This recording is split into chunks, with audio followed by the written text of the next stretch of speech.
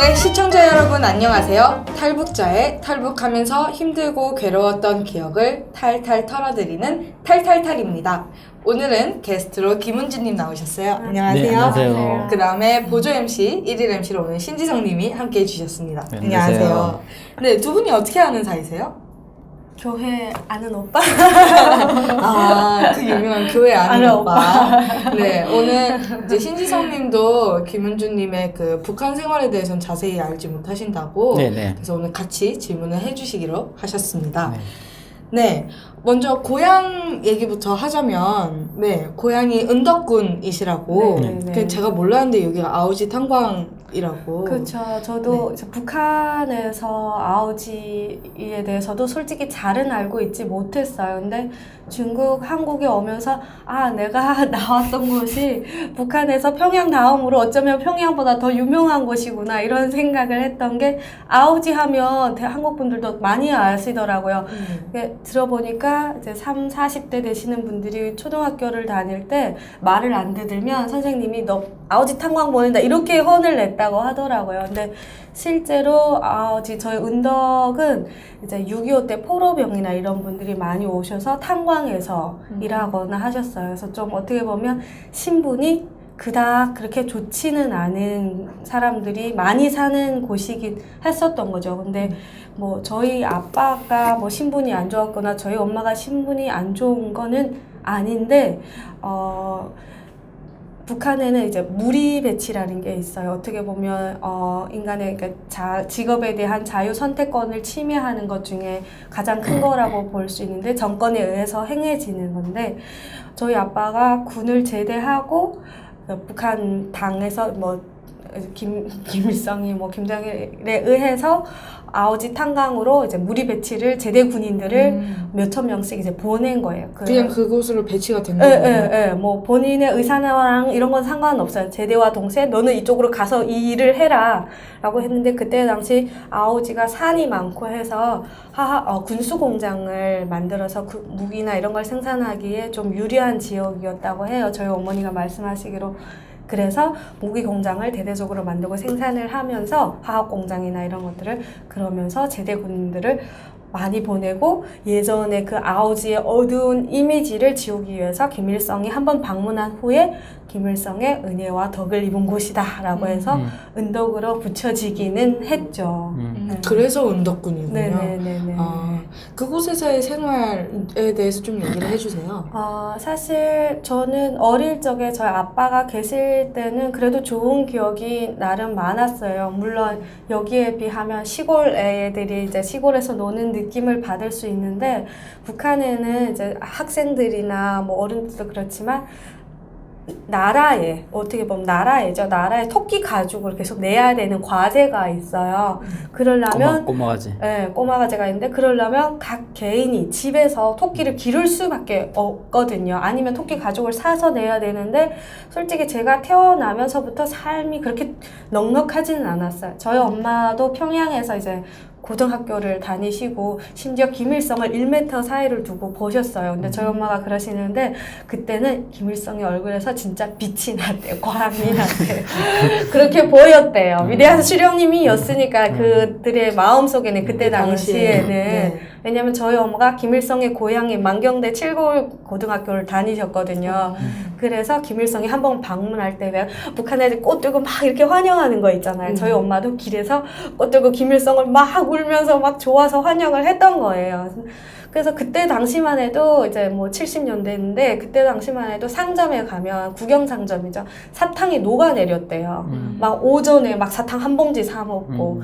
근데 제가 태어날 때는 사탕 하나 사 먹기가 비쌌고 애들이 사탕 하나 흔히 못 먹었던 거예요. 그래서 여기서는 사탕을 애들 먹으면 이빨이 썩고 해서 안 먹이지만 북한에서는 제가 태어났을 때도 없어서 잘 못 먹일 정도였었어요. 그런데 그럼에도 불구하고 뭐 그런 토끼를 기르고 하면서 아침마다 아빠랑 일어나서 일종의 뭐 아침 운동처럼 아빠랑 뒷산에 가서 토끼 불 뜯어오고 토끼 먹이고 저는 그런 기억이 되게 좋고 그리고 저기 뭐지 북한에는 영화관이 영화표를 사가지고 이렇게 딱딱 자성이 정해져서 들어가서 영화 보는 게 아니었어요. 저 때는 그냥 김은주님이 태어나신 때가 86년도고 네. 아마 제가 아빠랑 영화관에 갔을 때는 제가 한 7살, 8살 정도였을 것 같아요. 그러면 뭐 90년대 초반인 거죠. 1, 2년 이쯤에.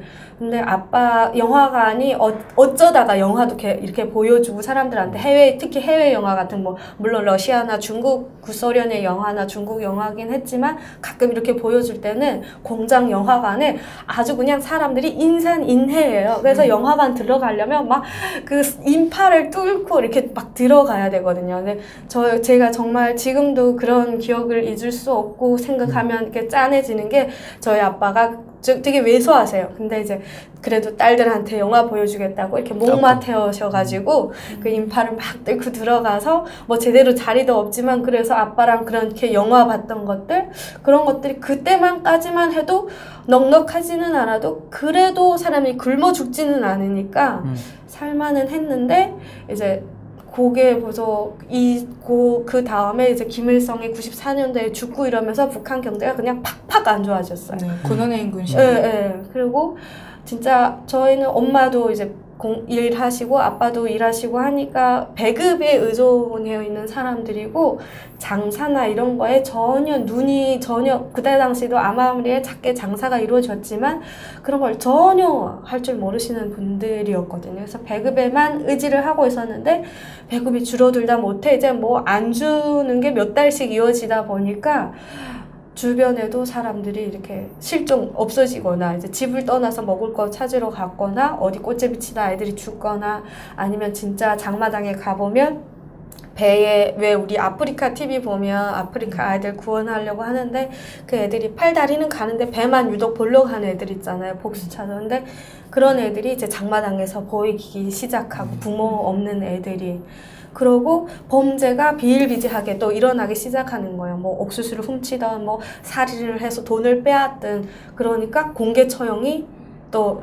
비일비재하게 일어나고 저도 초등학교 3학년인 거죠. 어떻게 보면 9살 이때부터 가끔은 선생님이 오늘은 이렇게 잘못한 사람을 공개 처형을 하니까 이 수업을 빼고 가서 공개 처형을 본다 이렇게 얘기를 하시면 선생님 따라서 가요. 근데 애들이 공개 처형이 주로 이제 다리 밑에서 이루어지거든요. 아무래도 비가 오면 그런 흔적을 씻어 쉽게 하고 흔적을 남기지 않기 위해서도인 것 같은데 근데 애들이 가면 어른들이 앞에 다 있으니까 안 보여요. 그럼 선생님이 애들 끌고 다리 위로 가요. 그러면 다리 위에서 애들이 그 장면을 어떻게 보면 조금은 거리가 있지만 생생하게 보는 거예요. 근데 뭐 영화에서야 총 한 방 빵 맞으면 그냥 푹 쓰러지는 게 죽음이지만 총에 맞아 죽는 거지만 공개 처형은 이거랑은 달라요. 되게 근거리에서 총을 쏘는 사람 자체들이 근거리에서 목표물이라고 해야 되나요? 사람을 향해서 이제 3발씩 해서 3명이 서서 3발씩 3번을 쏘는 거예요. 그러면 뭐 헛발도 나가겠지만 그냥 다 터져 나와요.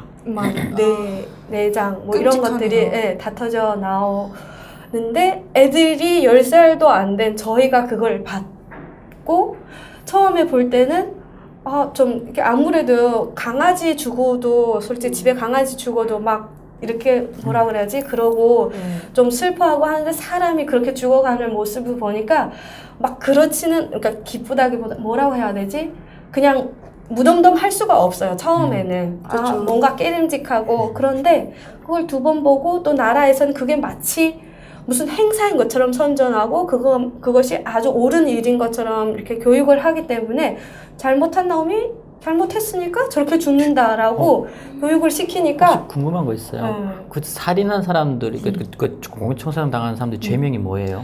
또 기억이 혹시 살인범도 있고요. 살인범도 있었어요. 옥수수 30kg를 이제 이렇게 그러니까 장마당에서 옥수수를 파는 여자가 집에 이렇게 옥수수 팔고 있는데 이 사람들이 그 여자한테 다가가가지고 우리가 돈이 있는데 옥수수 한 30kg를 사고 싶다 있냐 했더니 그 여자 당연히 그러니까 가지고 나오지는 않은 거예요. 집에 있다. 그럼 집에 가서 키로 딸가보고 돈을 줄 테니까 가자 해서 그 여자 집에 가서 그 여자를 그냥 죽인 거예요. 옥수수 30kg를 그거 하려고. 그냥 약탈하려고. 뺏을 강도짓 하려고. 네, 강도죠. 그래서 잡혔어요. 그래서 총살을 당했는데 이런 거를 어떻게 보면 살인을 했으니까 죽게 된다. 뭐 죽어도 또 된다? 그나마 그러니까 여론상으로도 봤을 때 그저 그렇게 슬프거나 하지는 않았어요. 그 사람이 살인을 한 나쁜 놈이니까 실제로도. 근데 어떤 경우가 있었냐면 부부의 애가 2명이 있었는데 진짜 먹을 것이 없는 거예요. 근데 이 부부가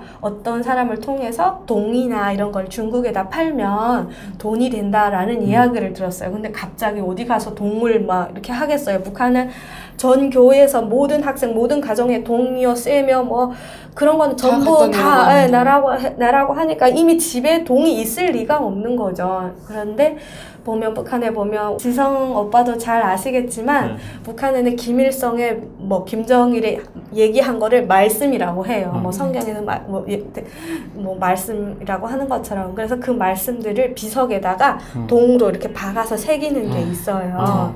근데 이 부부가 맞아. 그 동을 뜯은 거예요. 동이 없으니까. 말씀 동판. 네, 말씀.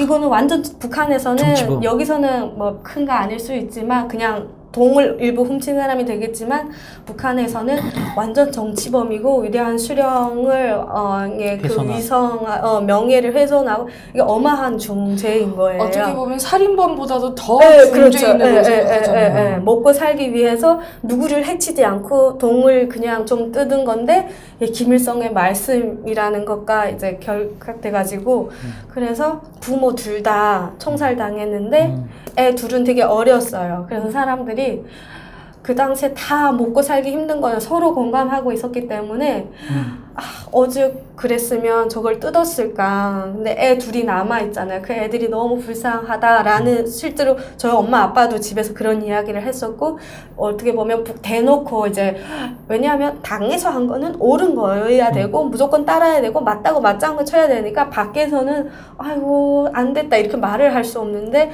저도 사람의 그런 것들이 다 인성이고 감정이 있는 사람이니까 애들이 너무 불쌍하고 애들을 살리기 위해서 그렇게 했는데 그 부부도 너무 불쌍해서 집에서 있는 사람들이 그런 것들에 대해서 너무 안 됐다. 죽이기까지 총살까지 했어야 했나 라는 생각을 애들은 어떻게 하냐라는 동정을 많이 하는 경우도 있었어요.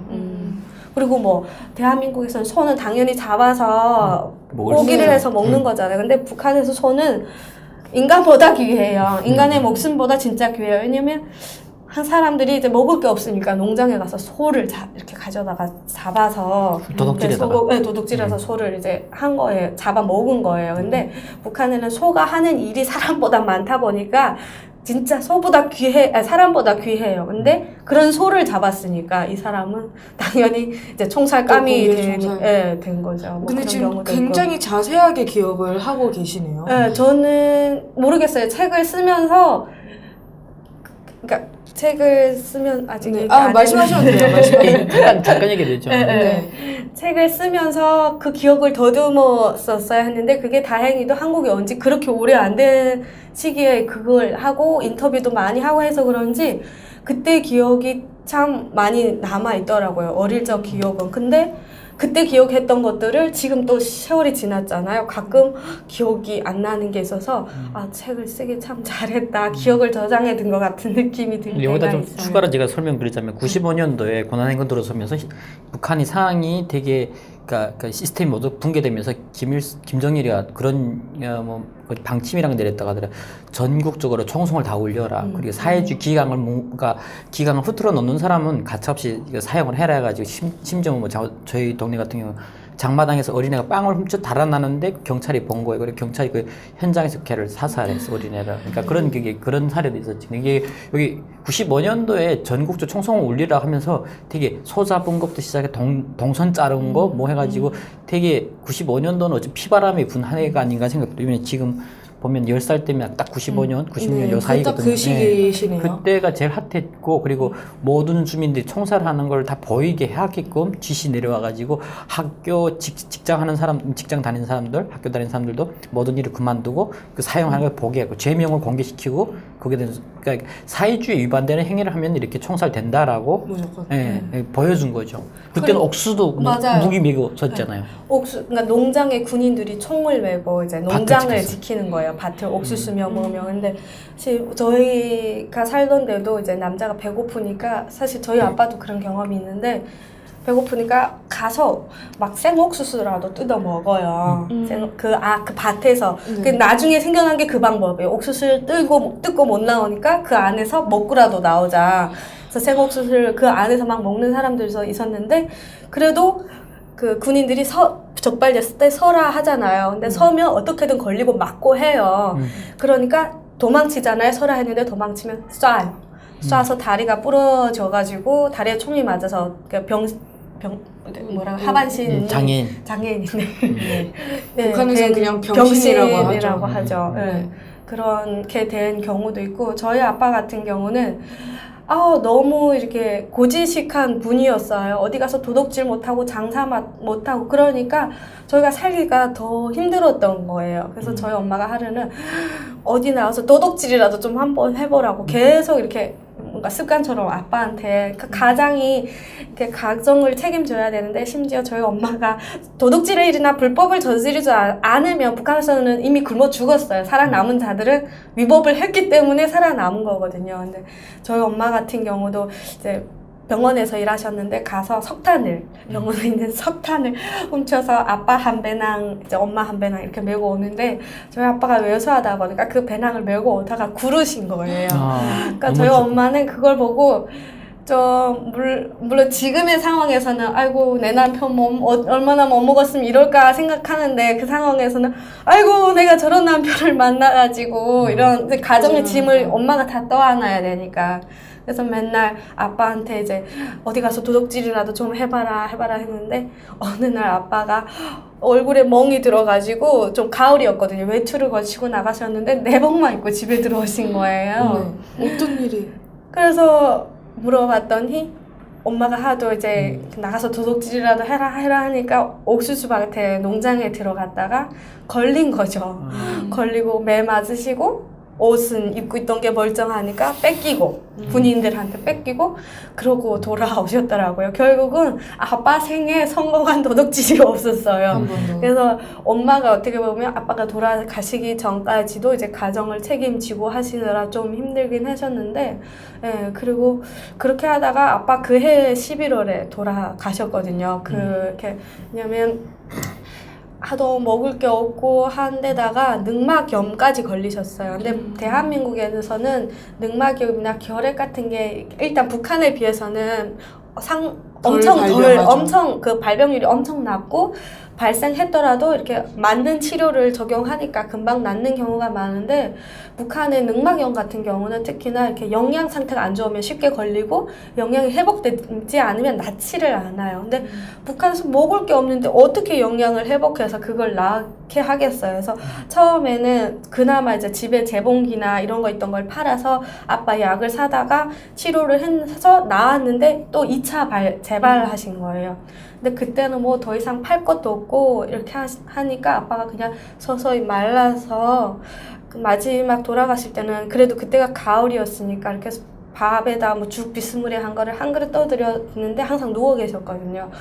근데 정말 북한에서는 먹쇠병이라고 해요. 하도 먹지 못하니까 사람들이 개걸병 걸려가지고 그냥 부모, 자식, 처 뭐 이런 거 생각 안 하고 먹을 거 있으면 막 자기 걸 먹고 그리고 저희 아빠도 밖에서 터는 거는 성공 못 하셨는데 집에 물건 훔치는 거는 여러 번 성공을 하셨어요.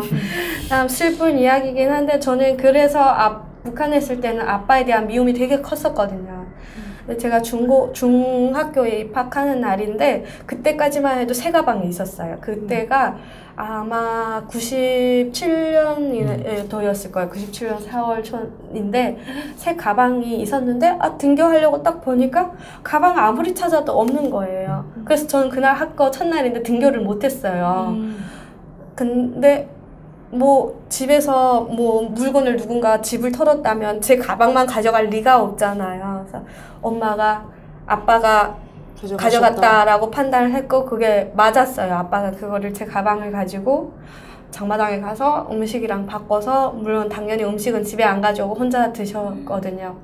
그러고 또 지나서 돌아가시기 전에 엄마가 직장에 갔다 오셨는데 집이 아예 싹 털린 거예요. 심지어 이제 지성 오빠가 아는데 북한에는 이렇게 아파트라도 이렇게 마루가 있고 부엌에 아궁이에 불을 떼요. 난로 이런 게 난방이 없고.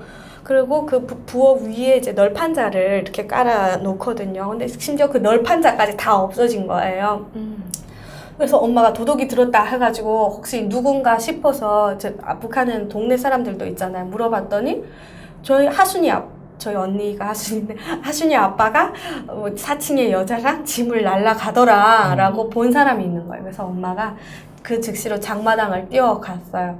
아니나 다를까 그 4층의 분이 앉아서 저희 집 물건을 팔고 있는 거예요. 아빠는 저기 숨어 계셨는데 엄마가 가지고 짐이랑 집 물건이랑 아빠를 이제 막 끌고 오다시피 해가지고 이제 집에 데리고 오셨는데 진짜 그때 당시는 인간이 인성이 그러니까 뭐 하루 이틀 굶으면 먹을 게 생겼을 때 뭐 오빠 엄마 뭐 부모 형 자식한테 나눠줄 수 있지만 장기간 이렇게 제대로 먹지 못하면 그냥 동물성밖에 안 남는 것 같아요. 인간이 그러니까 되죠. 생존을 위해서 내 입 내가 죽게 생겼으니까 그러니까 그거밖에 오직 먹을 거 이거밖에 더 그 이상을 생각을 정말 진짜 못해요. 그래서 아빠도 그렇게 하시다가 돌아가시고 이제 그 묘비를 그래도 직장에서 나무로 된 관을 해줬어요. 그때가 97년도 말이죠. 97년도 말인데 그럼 당시 김은주님 나이는 아버지가 돌아가셨을 때 11살 12살이에요. 12살 정도. 12살. 맞아요. 12살? 네, 맞아요. 그 해 유서를 썼으니까. 네. 예, 12살 때. 12살이고, 예, 그때 아빠가 이렇게 돌아가셔서 이렇게 나무로 된 관을 직장에서 해줬어요. 그래서 땅을 파서 아빠를 묻고, 뭐, 이렇게 나무로 된 비석을 세웠는데 시멘트로 한 건 비싸고 이래서 그냥 나무 광목으로 해서 세웠는데 북한에 사는 아시다시피 다 민둥산이에요. 그렇죠. 나무나 이런 건 이미 전에 사람들이 다 가서 뭐 팔든 어쨌든 하고 민둥산에 묘지밖에 없으니까 저희 아파트에서 이렇게 내다보면 아빠 묘가 보였거든요. 근데 묘 이렇게 해드리고 바로 다음날 봤는데 묘비가 없어졌더라고요. 그러니까 그때 당시 뭐 나무로 되어 있으니까. 예, 하루에도 죽어가는 사람들이 많았거든요. 근데 뭐 묘비 아예 안 세우는 분들도 있고 못 세우는 분들도 있고 시멘트로 된 묘비를 세우거나 나무로 된 묘비를 세우는 분도 있는데 그때 당시 아빠가 돌아가신 날 나무로 묘비를 세운 사람이 3명 있었어요. 근데 한 명은 되게 당 간부의 묘라서 되게 큰데 일시적으로 그 시멘트의 비석을 만들 수 없어가지고 일시적으로 이제 나무 광목으로 된 걸 세웠는데 그분 것까지 3명 거를 다 뽑아간 거예요. 그래서 그때 북한은 사람들이 죽은 사람은 죽었더라, 산 사람은 살고 보자. 뭐 귀신이 돼서 날 찾아오든 말든 난 상관없다. 내가 지금 배고프니까 죽은 사람의 묘비라도 뽑아서 뭐라도 해야겠다라는 심정으로 그랬었던 것 같아요. 그러고 하나 또 제일 슬프기도 하고 기억에 남는 게 아빠 이렇게 돌아가시고 3일 만에 장을 치르잖아요. 그러면 음식을 이렇게 해서 놓는데 제사상에 음식이 주로 홀수로 이렇게 되어 있어요. 근데 어느 순간 보니까 짝수가 되어 있는 거예요. 그때 아빠 직장 사람들이 와 있었는데 근데 아빠랑 가장 친한 직장 동료와 저희 바로 옆동에 살았거든요. 그러니까 당연히 그분도 직장 동료니까 같이 와서 하고 있었는데 그분의 입에 그때 그게 밥한자였는데 이렇게 튀김인데 안에다가 이렇게 밥 같은 걸 비빔밥 같은 걸 넣어서 파는 게 있는데 그게 기름기가 있거든요. 근데 딱 봤더니 그분 입가에 기름기가 있는 거예요. 아빠 가장 친한 동료고 친구고 옆집에 사는 사람이었고요. 네. 그분도 정말 배고프니까 이게 제사상 음식이 눈앞에 있는 거잖아요. 이게 그러니까 친구의 제사상 음식에도 손을 댄 거예요. 그리고 그분은 되게 직장 동료들한테 많이 맞았어요. 맞기도 했는데 그분이 이제 한 며칠, 일주일, 진짜 딱 일주일 정도 걸렸을 거예요. 이렇게 부었다 내리다. 맞아서가 아니라 영양 상태가 안 좋으면 이렇게 사람들이 몸이 이제 죽기 전에는 쉽게 붓는다고 하더라고요, 북한에서. 그래서 3번 붓다가 빠지면 죽는다. 몸이 3번 부었다 빠지면 죽는다. 이런 말도 있었는데, 그분들 이렇게 부었다 내렸다 하니까 사람들이 아이고 곧 죽겠구나 이런 생각을 했어요. 근데 진짜 일주일 있다가 돌아가신 거예요. 근데 불과 일주일 지났는데 꽃 같은 직장에서 나무로 된 관을 해줄 수가 없다고. 그러니까 여건이 안 돼서 공장 자체에서 그 일주일 사이에 더 힘들어지고. 네, 그렇죠. 뭐 일주일 동안 뭐 그 큰 공장에서 죽어가는 사람이 저희 아빠 한 명은 아니고 엄청 많았을 거란 말이죠. 그리고 그분이 일주일 후에 돌아가셨는데 나무로 된 관도 못 해주고 그냥 새끼 자루에다가 시체를 싸서 그냥 그렇게 묻힌 사람들도 엄청 많았죠. 북한 말로 말하면 가만이라고 하는 가만에다 둘둘 말아가지고 그래가지고 그냥 북한 말로 직파라고 해가 제사도 없이 그냥 땅에다 묻은 시기가 이게 지금 95년부터 98년 사이에 제일 하이라이트 제일 많았다고 하더라고. 제일 힘든 시기. 그 같은 해에 유서를 쓰신 이유는 뭔가요? 네, 그래서 아빠가 그렇게 돌아가셨는데 저희 아빠가 이제 아팠다고 그랬잖아요. 그 아빠가 아프면서 집에 있는 아빠가 한번 터지기도 하셨고 집에 있는 건 거의 다 약값으로 바꾸고 뭐 생존에 사용하다 보니까 진짜 북한은 막대기로 이렇게 휘둘러도 거미줄도 안 잡힌다 이럴 정도로 아무것도 없는 수준이었거든요.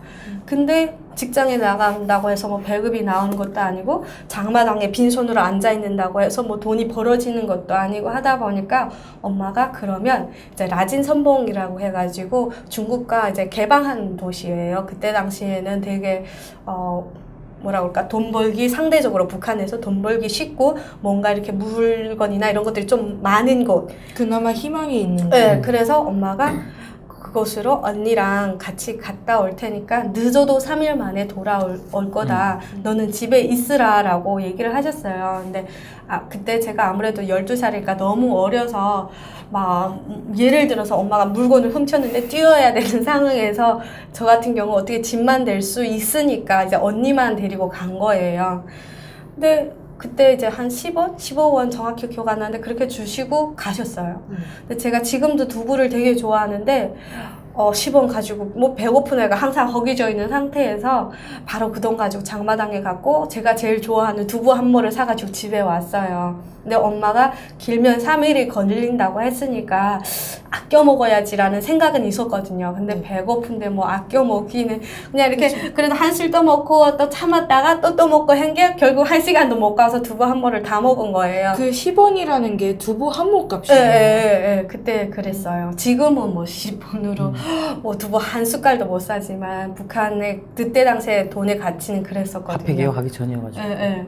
그래가지고 그걸 먹고 그때부터 그냥 엄마 오기만 그 첫날부터 엄마 오기만 기다린 거죠. 엄마가 혹시라도 뭔가 갖고 이틀만 오겠나. 굶으면 되니까 네. 3일 만에 오신다 하셨으니. 그래서 근데 빠르면 당일치기로 해서 오신다고 해서가지고 사실 그 첫날부터 계속 엄마 마중을 나갔어요. 근데 그 북한은 이제 라진 선봉이라고 해서 원정이라는 지역이 있는데 북한 운덕에서 라진 선봉을 가려면 그 원정을 거쳐가야 되는데 원정에는 그 전기가 흐르는 철조망이 있어요. 아무래도 라진 선봉은 중국인들이 있고 하니까 북한 사람의 이동의 자유를 막는 거예요. 북한 주민이지만 북한 내를 마음대로 뭐 갈 수가 없어요. 맞아, 그 특구로 선정되면서 그러니까 내국인은 출입이 안 되고 외국인들만 출입되게끔 돼 있어가지고. 그리고 심지어 라진 선봉에서 외국인들이 사진 찍잖아요. 잡혀가요. 외국인들도. 그러니까 라진 선봉이 아무리 통제한다고 해도 꽃제비는 엄청 많고 삶은 엄청 열하고 라진 선봉도 그때 당시엔 그랬거든요. 지금은 많이 이렇게 됐다고 하지만 그래서 외국인들이 사진 찍으면 북한의 안 좋은 모습을 찍어다가 외부에다가 이제 뭐 체제 전복을 왜 사용하거나 뭐 이런 거죠. 그래서 외국인들도 실제 라진 선봉에 있을 때 외국인이 사진 찍다가 막 이렇게 막 이래가지고 잡혀가는 걸 봐서 중국인이죠. 외국인이라고 해봤자. 맞아. 근데 그랬는데 이제 내국인 이제 북한 주민 단속은 더 심한 거예요.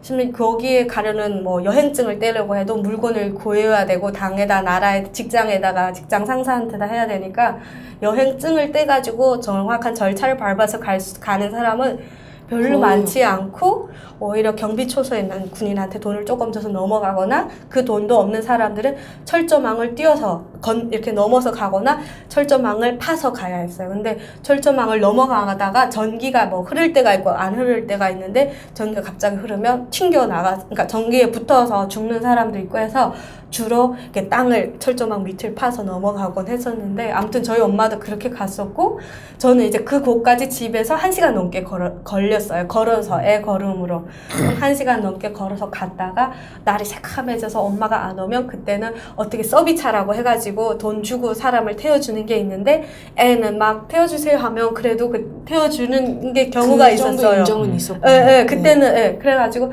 저 태워주면 운덕역이라고 기차역까지 오면 집에서 또 뭐 20분 정도밖에 안 걸리거든요. 그래서 집에 오고 이렇게 해서 그 첫날부터 6째 되는 날까지 계속 반복해서 2주 내내. 갔는데 6째 되는 날 이제 집에서 이렇게 집으로 걸어오는데 새까만 밤에 아 내일은 엄마 마중 못 가겠다 이런 생각이 들었어요. 너무 이제 걷는 게 너무 힘들어서 첫째 날 먹고 지금 5일째 아무것도 안 먹은 거니까 그래서 집에 와가지고 생각하니까 너무 슬픈 거예요. 그러니까 뭐 배고파서 죽는 게 슬픈 게 아니라 엄마는 언니를 데려갔는데 나는 왜 버렸을까? 나는 왜 데리러 오지 않을까? 왜 집에 오지 않을까? 버림받았다는 생각을 하셨고. 버림받았다.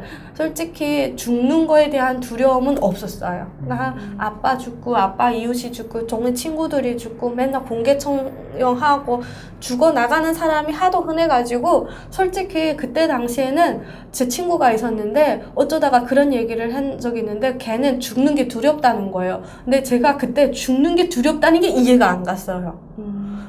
그때 어떤 심정이었는지는 정확히 저도 생각은 안 나지만 정확히 기억하는 건 걔가 죽는 게 두렵다, 오래 살고 싶다라는 말이 제가 이해가 안 갔던 거예요.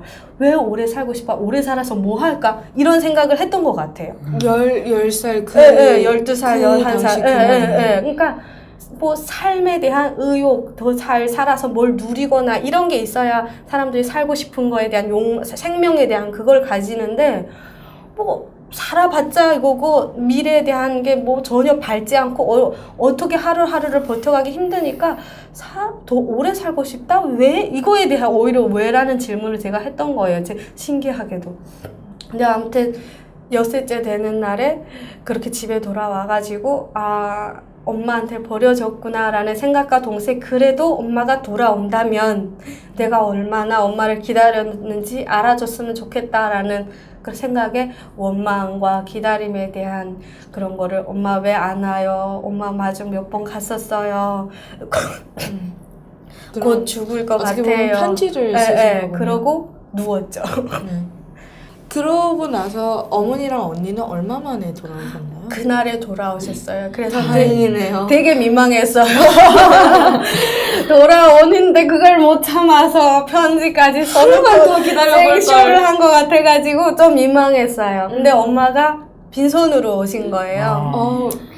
손을 벌러 가셨는데. 네, 빈손으로 오셔가지고 제가 써놓은 걸 보더니 아무 말씀 없으시다가 하셨던 말씀이 다 같이 죽자 이거였어요. 그래서 셋이 같이 누웠어요. 근데 저는 그때 너무 행복했어요.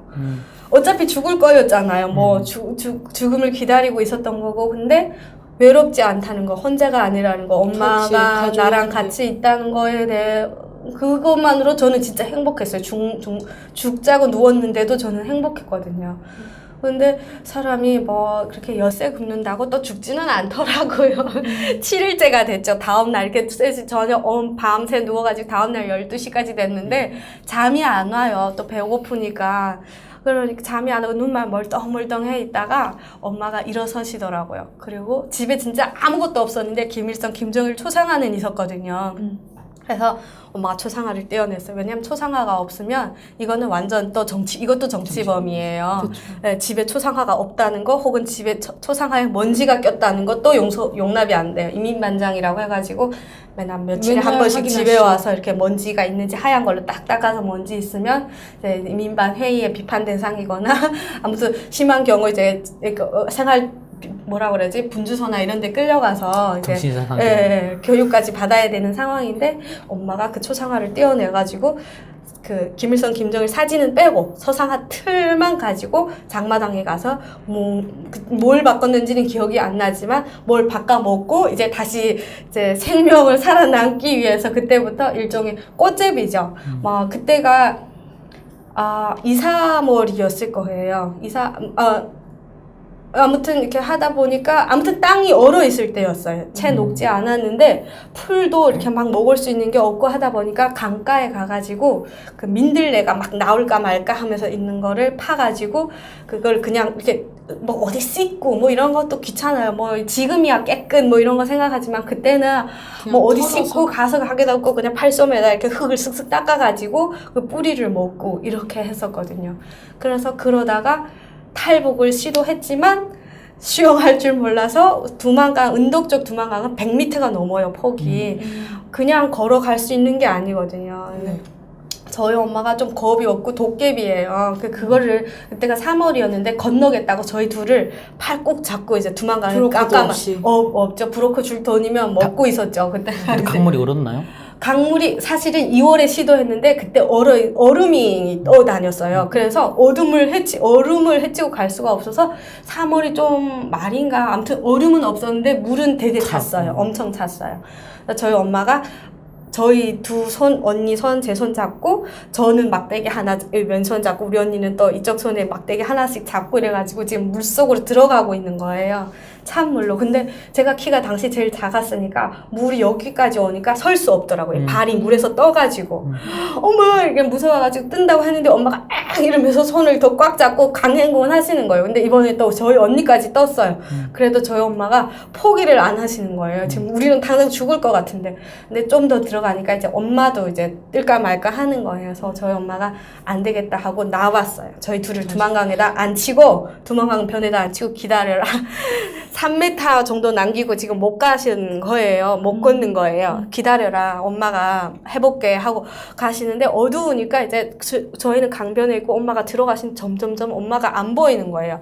지금 엄마가 지금 성공하겠다고 지금 건너고 있긴 한데 엄마가 성공하면 그다음 또 우리는 여기서 어떻게 해야 되나 건너갈 수 있을까 엄마가 그러다가 엄마가 건너지 못하고 또 두만강 물에 떠내려가면 어쩔까 이런 걱정에 하나도 안 보이니까. 네, 안 보이니까 이렇게 막 있는데 한참 있다 보니까 엄마가 다시 나오시는 거예요. 이게 두만강이 폭이 100m라면 이렇게 저희 쪽은 이렇게 좀 얇았던 게 강이 이렇게 치고 가는 거였어요. 그래서 중국 쪽이 깊었던 거예요. 그래서 첫 탈북을 시도하신 게 98년도죠. 98년도. 네, 네. 그리고 실패하고 그 다음부터 라진 선봉이라는 데서 꽃제비 생활을 했어요. 뭐 산에 가서 나무도 나무를 뭐 도끼가 있나 톱이 있나 그냥 저희 엄마 힘으로 무릎에다 싹다리 썩은 나무인 거죠. 그걸 꺾어다가 단으로 묶어서 그때는 정말 제가 제 무게만한 나무단을 메고 각자 그런 거죠. 엄마, 언니 그리고 산을 내리고 장마당에 가서 팔고 또 비가 오면 나무가 젖잖아요. 그럼 또 헐값에 팔아야 돼요. 그리고 또 아무튼 그런 얼마 만에 다시 탈북을 시도하셨나요? 1년이죠. 두만강이 얼었을 때. 그리고 겨울이 되면 이제 나무 하기도 힘들고 눈이 다 내리고 춥잖아요. 나무 하기도 힘들고 어디 농장에 가서 훔칠 것도 없어요. 그러니까 다시 겨울이 되었을 때 살 길이 없다. 여기서 굶어 죽을 바에는 두만강 건너다 총에 맞아 죽자. 이러고 저희 엄마가 이제 저희를 끌고 얼어붙은 두만강을 대신 건넜죠. 그렇게 건너시고 중국에서 한 3년을 계시다가 네. 북송을 당하셨어요. 네. 2002년도에. 그 당시 상황도 얘기를 해주세요. 많은 탈북 여성, 물론 전부라고 말할 수는 없지만 많은 탈북 여성들이 중국으로 이제 식량 구하러 돈 벌러 각자 목적이 있지만 가면 많이들 인신매매를 겪게 돼요. 그만큼 탈북 여성들을 상대로 하는 중국 브로커들의 인신매매자들이 그만큼 많다고도 볼 수도 있을 것 같은데 저희 엄마도 그랬어요. 대신 저희는 뭐 불행 중 다행이라고 말할 수 있는 거는 저희 언니랑 저희 언니는 16살이고 제가 14살이었는데 되게 왜소했어요. 중국 사람들이 저보고 14살이었는데 7살이냐 8살이냐 이렇게 질문을 했었거든요. 그러니까 7살 8살으로 보였던 거예요. 그 정도로 네, 왜소하고. 네. 그리고 심지어 한 분은 저를 어린애인 줄 알고 입양해 가겠다고 했는데 알고 보니까 알 거 다 아는 14살인 거예요. 그래서 안 데려가겠다고 해가지고 그런 것들이 어떻게 보면 다 다행이 여행이었어요. 그래서 엄마랑 저랑 언니랑 같이 엄마가 팔려간 한 집에서 생활하고 3년을 살다가 그 3년 살면서도 맨날 이제 뭐 그러니까 시골이니까 밤에 차가 오는 일이 거의 없어요. 근데 개가 짖거나 저기 멀리서 불빛이 보이거나 이러면 자다가도 나가서 산에 가 있다가 와야 되고 이렇게 하면서 살았거든요. 근데 하루는 그 경찰이 저희를 잡자고 작정을 했는지 시골길이 엄청 안 좋아요. 상태가 시골 중에 시골이라서. 근데도 불도 안 켜고 조용히 내려와서 개도 안 짖고 경찰들이 문 앞에 딱 왔을 때 개가 짖기 시작한 거예요. 그러니까 저희는 포위 상태에서 어디 도망칠 곳이 없어가지고 결국은 그렇게 잡혀가지고 5일 만에 그 중국 변방 감옥에 5일 동안 있다가 북한으로 돌아갔는데 사실 중국에서 살면서 북한에 대한 그리움이 막연하게 있었어요. 내가 나서 자란 고향이고 내가 힘들어서 먹고 살기 힘들어서 나오긴 했지만 아빠와의 추억, 친구들과 놀았던 추억도 있고 해서 막연한 고향 뭐 맨날 김정일, 김일성 배운 게 그 노래들이니까 김정일, 김일성 노래도 부르면서 중국에 살면서 그랬었거든요. 근데 딱 잡혀가니까 정말 우리는 인간 쓰레기 그 이상 그 이하도 아니더라고. 그렇게 취급받고 진짜 솔직히 다 아시겠지만 뭐 그냥 실오르기 하나 안 걸치고 검사하는 게 돈 찾아내기 위해서 검사하는 거고 그런 것들을 남의 앞에서 이렇게 하면서 수치스러움을 느껴야 하지만 수치스러움마저 허락되지 않아요. 쑥스러워한다 그러면 오히려 발길질 당해요. 네, 그러면서 네, 살면서 저희 엄마가 사실은 그때 중국에서 3년 살면서 동생이 태어났었어요. 남동생. 그래서 사실 모유 수유를 하고 있었는데 저도 못 되는 상태였거든요. 그 상태로 잡혀가니까 이렇게 저지 불고 이제 진통이 오고 했던 거예요. 근데도 불구하고 이걸 말하면 안 되었어요. 말하면 그들 말로는 더러운 갓나새끼 뭐 이렇게 되는 거죠. 그래가지고 말도 못하고 꾹꾹 참고 강제 노동에 동원돼서 일을 하다 보니까 비 오는 날에도 일하고 하다 보니까 몸살이 오고 병이 나서 그 안에서는 진짜 돌도 씹어 먹어야 되거든요. 근데 이 음식을 못 드셨어요.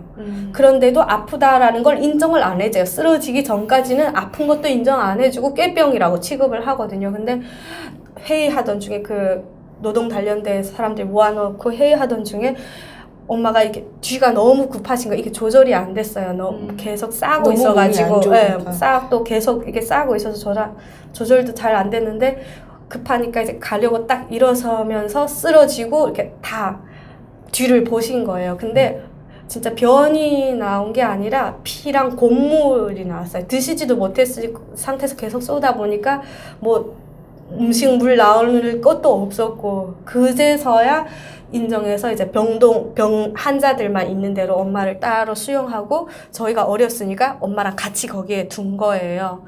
근데 참 그렇게 하면 대부분은 죽어요.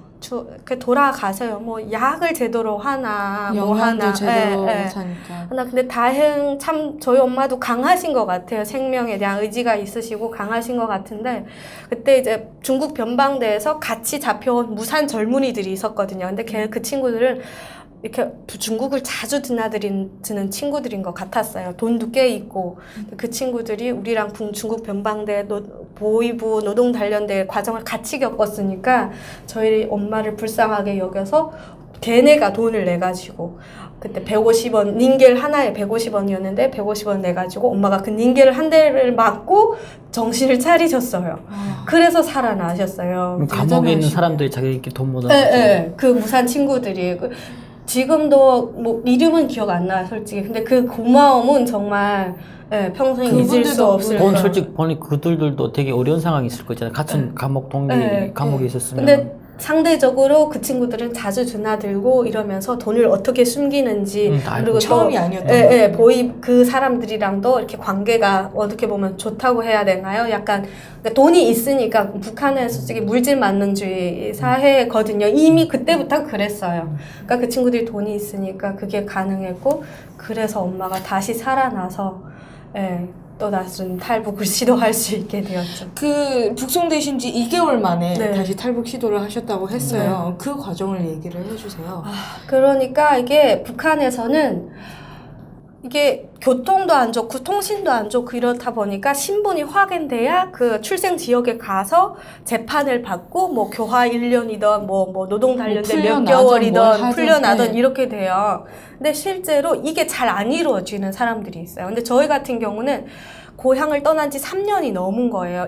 라진 삼국에서 1년 꽃제비 쳤고 중국에서 3년을 살았으니까.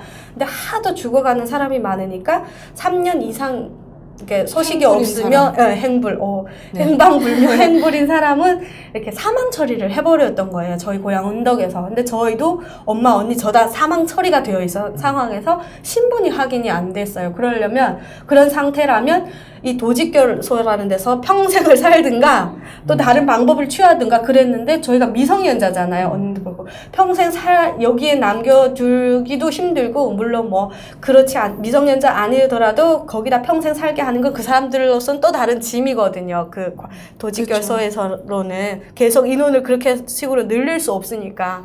그러니까 다른 저희 이제 수감자 중에 운덕 출신이 한 명 더 있었는데 그분의 직장 사람이 그분을 데리러 오았는데 그분한테 우리 셋을 같이 떠넘겼어요.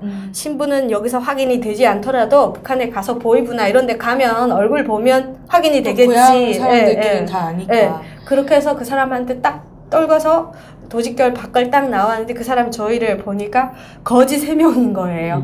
저희는 일전도 못 챙기고 갔고 심지어 부실한 게 중국에서도 어렵게 살았거든요. 시골에서. 그래서 제가 산에 가서 약초를 캐서 판 돈이 30원 있었는데 그걸로 중국에서 빨간 동복을, 그러니까 패딩을 샀었어요. 근데 북한에 이거 입고 가면 다 내 돈으로 내가 처음 산 옷인데 다 찢어지고 더러워질 것 같은 거예요. 그래서 제가 정말 멍청하죠. 그것도 안 입고 왔어요. 안 입고 두고 오셨어요? 네, 중국에서 그것도 안 입고 제가 생각해도 저희는 좀 세상 물정에 좀 둔한 것 같아요. 네. 그래가지고 그런 식으로 잡혀가다 보니까 옷도 솔직히 변변찮게 입고 오지 않았거든요. 그러니까 그분이 우리를 딱 보니까 그냥 거지 3명인 거예요. 얻어먹을 거 없고. 얻어먹을 거 없고 짐이고 자기가 은덕까지 가는데 청진에서 은덕까지 가는데 몇 날 며칠 걸릴지 모르는데 솔직히 빵 조각 하나 먹으면서 우리를 안 떼줄 수 없고 안 떼주더라도 양심의 가책이 있잖아요. 찝찝하잖아요. 되게 귀찮잖아요. 저희 엄마도 그걸 알고 우리가 알아서 갈 테니까 놔달라고 했어요. 근데 그 사람이 우리를 놔줘도 아무런 책임도 안 져요. 어차피 신분이 안 되는 이미 상황이고. 서류상으로 죽은 사람들도 있으니까. 그리고 우리를 애써서 데려간다 한들 뭐 누가 여행 경비를 주거나 뭐 수고했다 말하거나 이런 것도 아무것도 없거나 그렇다고 뭐 자기 뭐 공이 되거나 이렇지도 않기 때문에 진짜 짐이었기 때문에 우리를 놔줬고 저희는 그 즉시로 대신 여행증 같은 게 있어요. 이 사람은 이렇게 그러니까 탈북자, 그러니까 잡혀온 사람으로서 풀려나서 지금 고향으로 가고 있는 중이다. 그래서 그 증이 있으면 기차를 무료로 그러니까 기차표 없이 이제 기차를 탈 수 있었거든요. 어디 잡혀가지도 않고. 그래서 은덕 가는 방향의 기차를 탔지만 해령에서 내렸죠. 해령에서 내려가지고 다시 두만강 쪽으로 향해서 또 참 이야기가 길어서 두만강을 넘기까지도 정말 말할 수 없는 이야기가 되게 많았거든요. 시간이 많지는 않은데 저희 한 10분 정도 더 얘기할 수 있습니다. 아, 그러세요? 네. 그래가지고 해령까지 왔어요. 근데 아까 얘기 드렸지만 은덕의 두만강은 100m가 넘어요. 그렇죠. 하류가 돼서. 네, 근데 해령은 상류거든요. 강이 되게 좀 다르죠. 좁아요. 그리고 두만강 코앞에 있는 거예요. 장마당 그 코앞에. 맞아. 근데 저희 언니랑 저희 엄마의 이제 어떻게 보면 험담일 수 있는데 저희 엄마는 가끔 좀 우기세요. 네. 근데 고집 쓰는 거예요. 네, 진짜. 고집 쓰는데 저희 언니랑 제가 봐도 저건 두만강인 거예요. 뚝이 있고 그 강 건너에는 산에 나무가 많고 두만강이다 했는데 저희 엄마는 이제 북한의 그 운덕의 두만강이 넓은 거 같잖아요. 물론 상류가 좁다고는 생각은 했지만 이게 아무리 봐도 엄마 판단에는 두만강 같지가 않은 거예요. 그냥 일반 저렇게 가까울 리가 없다. 이게 안 같은 거예요. 우기시는 거예요. 근데 엄마가 우기는데 딸들이 뭐 엄마를 끌어내겠어요. 그냥 엄마 따라 강둑을 버젓이 두만강 강둑을 걷고 있다가 그 경비대들 있잖아요. 네, 그리고 거기 서 해가지고 섰죠. 잡혔죠. 그래가지고 다시 끌려갔어요. 끌려가서 또 이렇게 그 군부대 내에서 조사 과정을 받고 우리는 두만강 가려고 북한을 건너려 두만강 건너려는 거 한 게 아니다. 두만강이 좀 몰랐다. 그건 어떻게 보면 사실이에요. 근데 뭐 그러든 말든 두만강에 한번 탈북했던 사람들이 다시 서 있다는 거는 그냥 타 지역 사람. 네. 그러니까 다시 노동 관련대로 끌려가게 생기는 거예요. 다음날 거기서 하룻밤 자고. 근데 저는 그때 어려서 그랬나 봐요. 차마 그렇게까지는 못했는데 저희 엄마랑 언니는 우리를 끌고 가려고 총을 딱 메고 나온 군인 둘이 있는데 그 앞에 펄스덕 바닥에 주저와가지고 진짜 깐난 애가 장난감 안 사주는 엄마 앞에서 막 떼쓰듯이 흙바닥에 앉아서 막 발버둥해서 우리 이렇게 잡혀가면 안 된다고 엄마랑 언니가. 근데 저는 몰라 어린 나이에 자존심이 남아있었나 봐요. 안 몰랐으니까. 네. 그 상황 자체도 네, 저는 그냥 서 있었어요. 저는 가만히 있었어요. 근데 엄마랑 언니가 막 울고 불며 막 바지 가랑이 잡고 근데 목 때문에 끌고 갈 수는 없잖아요. 그게 그쵸. 뭐 1, 2분 걸리는 거리가 아니고 우리 때문에 뭐 차를 내줄 것도 아니고 솔직히 차 타고 갈 수준이 아니고 기름값이면 그 기름값이면 군인들이 배부르게 먹을 수 있으니까 그러니까 어쩔 수 없는 상황에서 이제 상사가 그 모습을 본 거예요. 근데 딱 봐도 얘네가 다시 도직결로 가면 노동 단련대나 이런 데 가면 왠지 살지도 못하겠다라는 되게 불쌍해 보였던 느낌이 있었던 것 같아요. 그러니까 그러면 절대 두만강을 넘지 말고 고향으로 가라라는 말을 하면서 저희를 놔줬어요. 근데 그때까지는 북한이 98년, 2000년 여기까지는 그래도 괜찮았어. 그래도 네, 좀 맞아요. 쳐서도 좀 이렇게 듬성듬성 그리고 그렇게까지 경비하는 심하게 애들이 하지 않았군요. 맞아요. 그렇게 잔인하지 않았는데 얘네가 점점 더 맛을 알고 하면서 또 잔인해졌지. 맞아요. 그랬는데 풀려났잖아요. 네.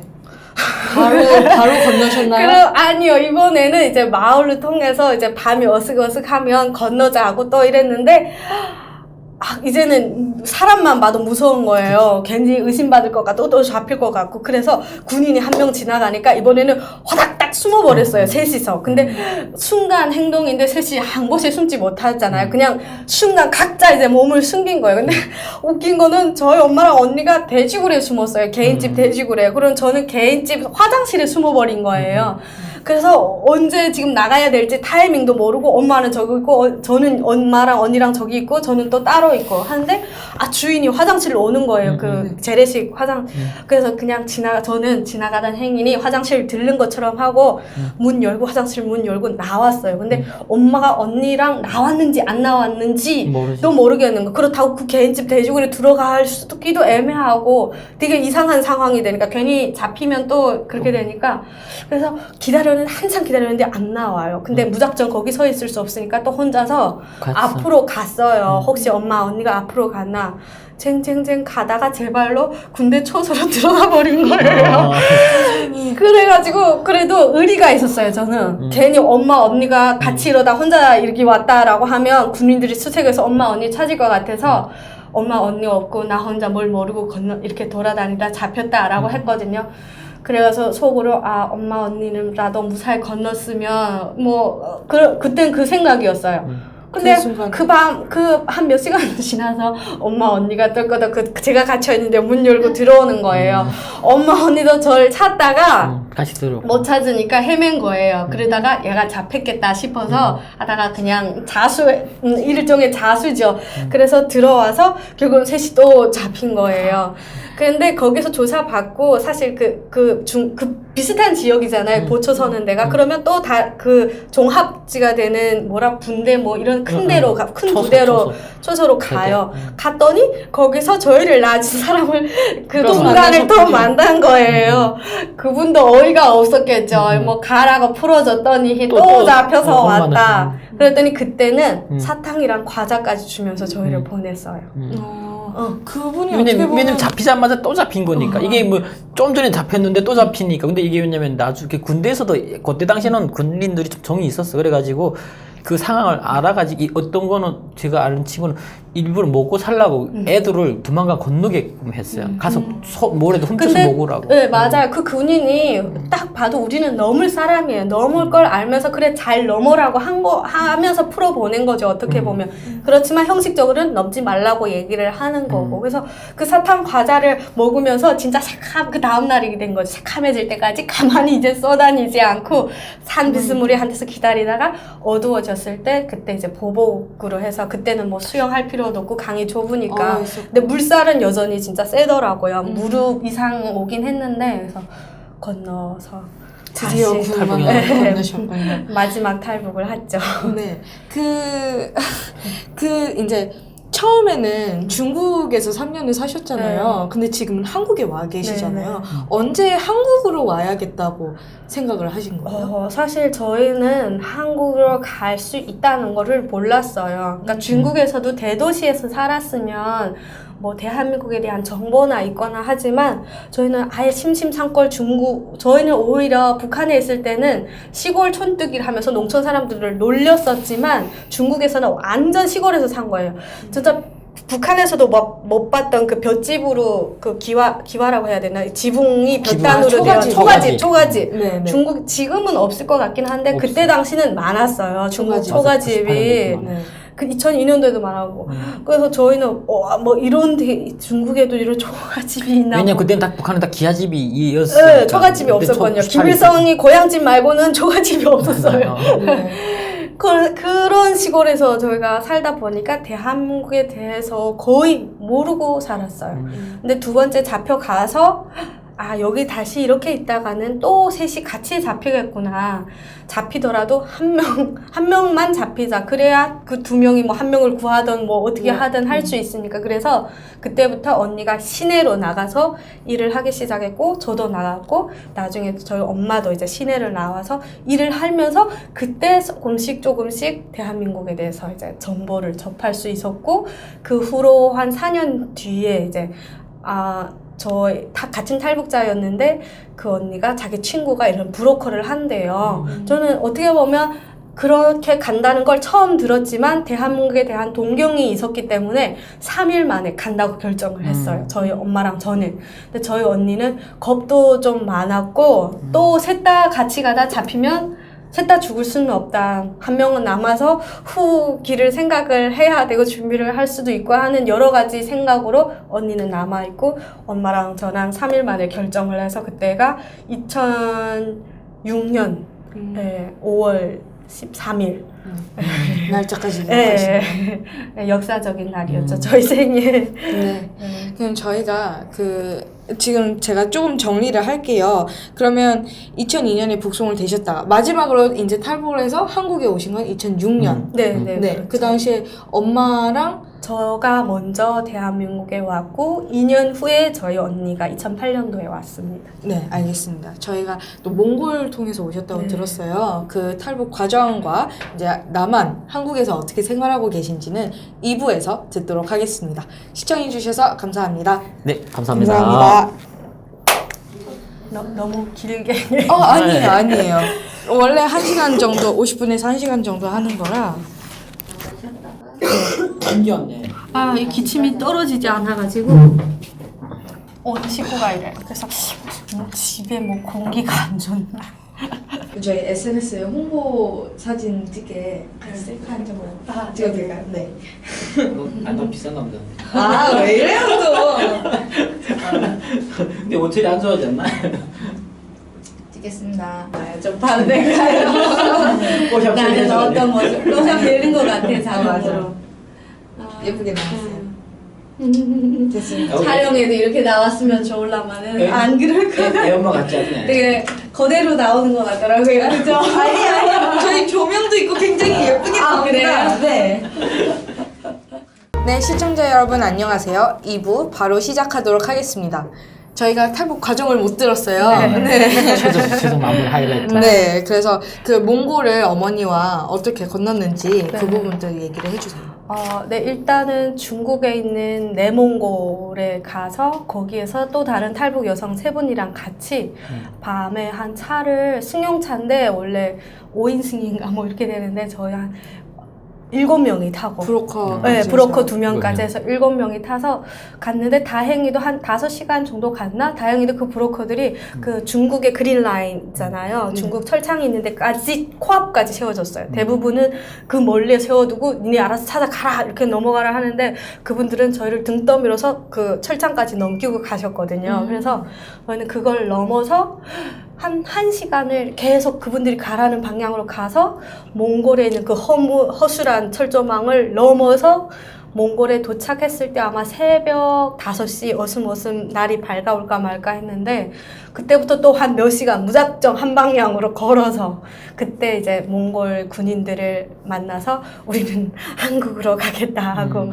어떻게 보면 투항해서 스스로 잡혀서 이제 거기 있는 수용소 같은데 울란바토르에 또 한동안 있어서 한 4개월 있다가 조사 그곳에만 과정 4개월 있으셨던 거군요. 조사 과정을 이제 대한민국 영사가 나와서 조사를 한 끝에 한 4개월 정도 있다가 비행기 타고 대한민국으로 인생 일대 첫 비행을 그때 했습니다. 그 몽골 4개월 네. 조금만 더 얘기를 해주세요. 몽골로 오는 사람이 그렇게 많지 않거든요. 네, 요즘은 많지 않은데 그때는 한 7, 80명이 수용돼 있었어요. 저희가 있을 때만 해도.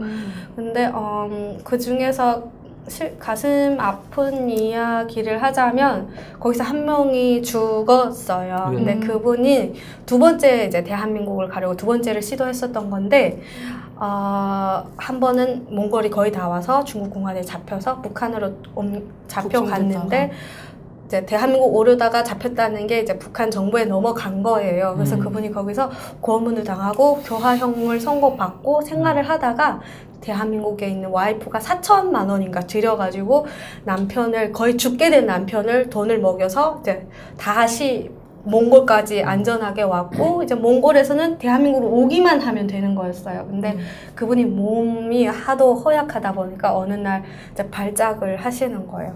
거품 물고 막 온몸 까들어져서 저희가 막 울면서 주물러 드렸는데 결국 30분 못 가서 돌아가시더라고요. 근데 사실 몽골 다른 지역으로 오는 것도 참 위험이 많지만 몽골 같은 경우는 사막이잖아요. 그쵸. 저희도 고비 사막을 걸었는데 거기에서 실종되는 사람들도 많아요.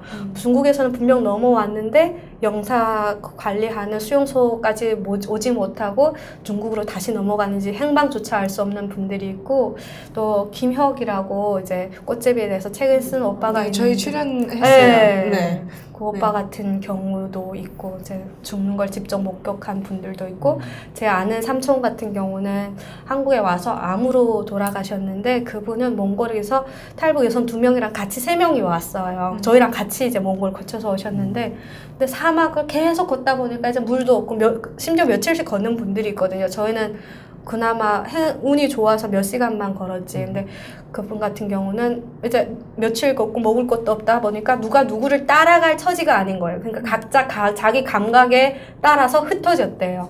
근데 그러다 그분은 사막에서 쓰러졌는데 몇 날 며칠이 지난지도 모르고 인기척이 들려서 있는 힘껏 소리를 지르다가 다시 쓰러졌는데 눈 떠보니까 몽골 병원이었던 거예요. 근데 그분이 대한민국에 와서 몇 년 살았는데도 그 여자 2분은 어떻게 됐는지 한국에 오지는 않았어요.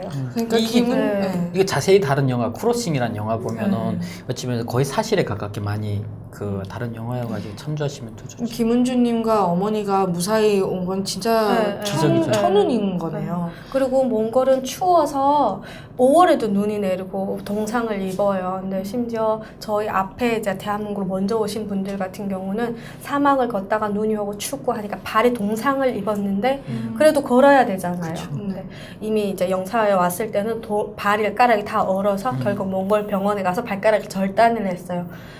뭐 어떻게 덕분이라고 해야 하나 그것 때문에 대한민국이 좀 더 이제 오래 몽골이 아니고 빨리 오긴 했지만 그런 경우들도 있고 그냥 탈북 북한이라는 사회에서부터 대한민국에 오기 전까지는 항상 생명의 위협이 탈북자들한테는 도사리고 있고 정말 그걸 다 이겨서 대한민국에 왔다는 것 자체만으로도 정말 하나님이 보호하신 것 같아요.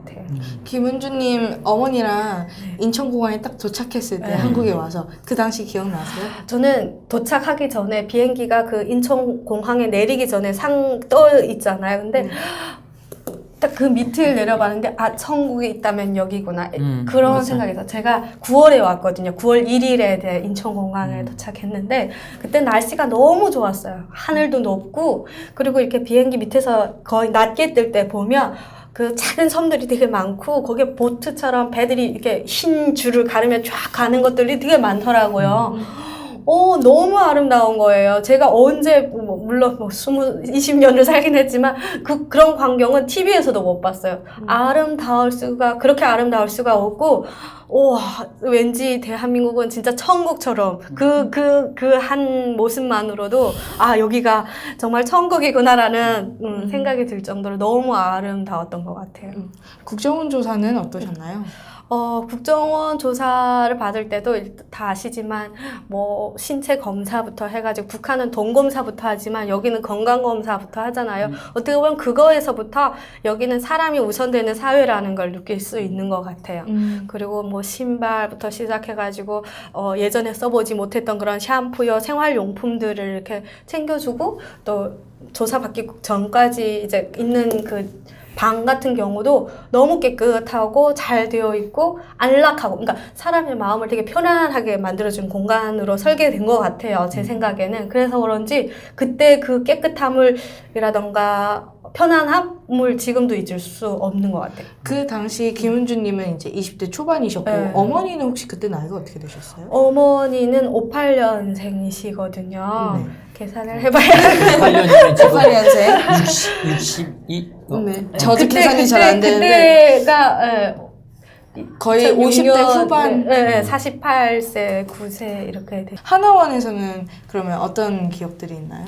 하나원에서는 솔직히 대한민국에 빨리 오고 싶잖아요. 근데 제가 5월에 출발했는데 12월까지 하나원에 계속 갇혀있는 생활을 했어요. 그래서 배워주는 것도 좋고 다 고마운데 좀 빨리 나가서 대한민국 사회를 경험하고 싶다라는 생각에 되게 마음이 막 빨리 나가고 싶은 마음으로 되게 답답했던 것 같아요. 하나는 그때 몇 개월이었어요? 저는 90기였고 10월, 11월, 12월을 있었던 3개월 거. 있었죠. 3개월. 네, 2개월, 10주 있었어요. 2개월 조금 넘게. 2개월 3개월 조금 안 되게. 네. 아니 근데 나오셔서 22살에 일반 고등학교를 가셨다고. 네네네. 어쩌다가 일반 고등학교를 들어가시게 된 거예요? 사실 저희가 제 자신에 대한 자신감이 있었던 것 같아요. 아까 북한에서는 공부를 잘했어요. 북한에서는 또 성적을 상대적으로 잘 줘요. 그러니까 최우등을 안 할 때 없었고 수제 공부 반이 있는데 그 시험도 쳤었는데 떨어졌는지 안 떨어지는지는 확인할 수 없으나 그때 학교 개편이 되면서 9월 개학이 4월로 되면서 이게 그래도 한 학기가 아예 반 학기가 없어지고 한 학기가 없어지고 이런 과정에서 아무튼 못했는데 저 스스로 내가 공부 잘한다고 생각을 하고 있었던 거예요. 근데 어떤 생활 형편 때문에 공부를 못했으니까 대한민국에 가면 난 공부할 거다라는 마음을 중국에서부터 가지고 있었어요.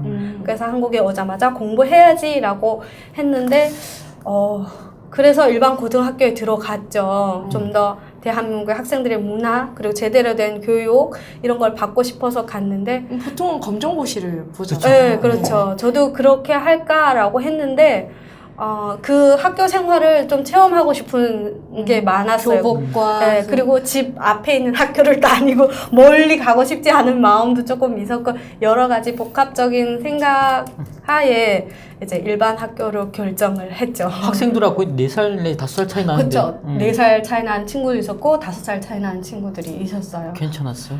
근데 제가 등교 첫날에 이게 학년마다 이름표 색깔이 다르거든요. 교복은 똑같은데 이름표 색깔이 다른데 2학년에 편입을 하다 보니까 교복을 산 게 1학년 애들 거를 산 거예요. 그러니까 이름표가 1학년 거로 되어 있었어요.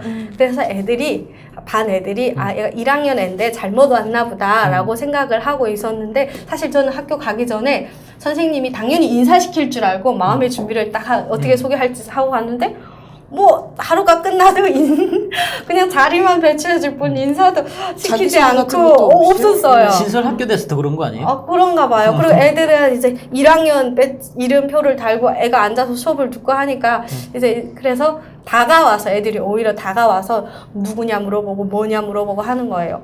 근데 처음에 다 반말하죠. 근데 제가 그때까지만 해도 좀 동안이었어요. 지금 동안이에요. 앞머리 자르면 동안이세요? 아니 지금 애 낳고 그냥 폭삭했어요. 그래 애들이 막 반말하면서 어디서 왔니 뭐 이런 걸 물어보는데 북한에서 왔다고 얘기를 솔직하게 처음부터 했어요. 그리고 나이도 물어보는 거예요. 아 순간 저는 속이려고 했어요. 애들에 맞게. 왜냐면 자신들보다 나이 많다는 것 자체가 불편하잖아요. 그쵸. 그래서 애들한테 불편을 안 주기 위해서 속이려고 했는데 얘들 나이를 모르겠는 거예요. 맞게 얘기를 해야 그렇지, 되는데 그것까진 준비 못 한 거예요. 어. 그래서 어쩔 수 없이 제 나이를 얘기했는데 한 친구가 그냥 야 이렇게 너 이렇게 해도 되지 이러는 거예요. 아 자존심 겁나 상했지만 한두 살 차이도 아닌데. 그러라고 했어요.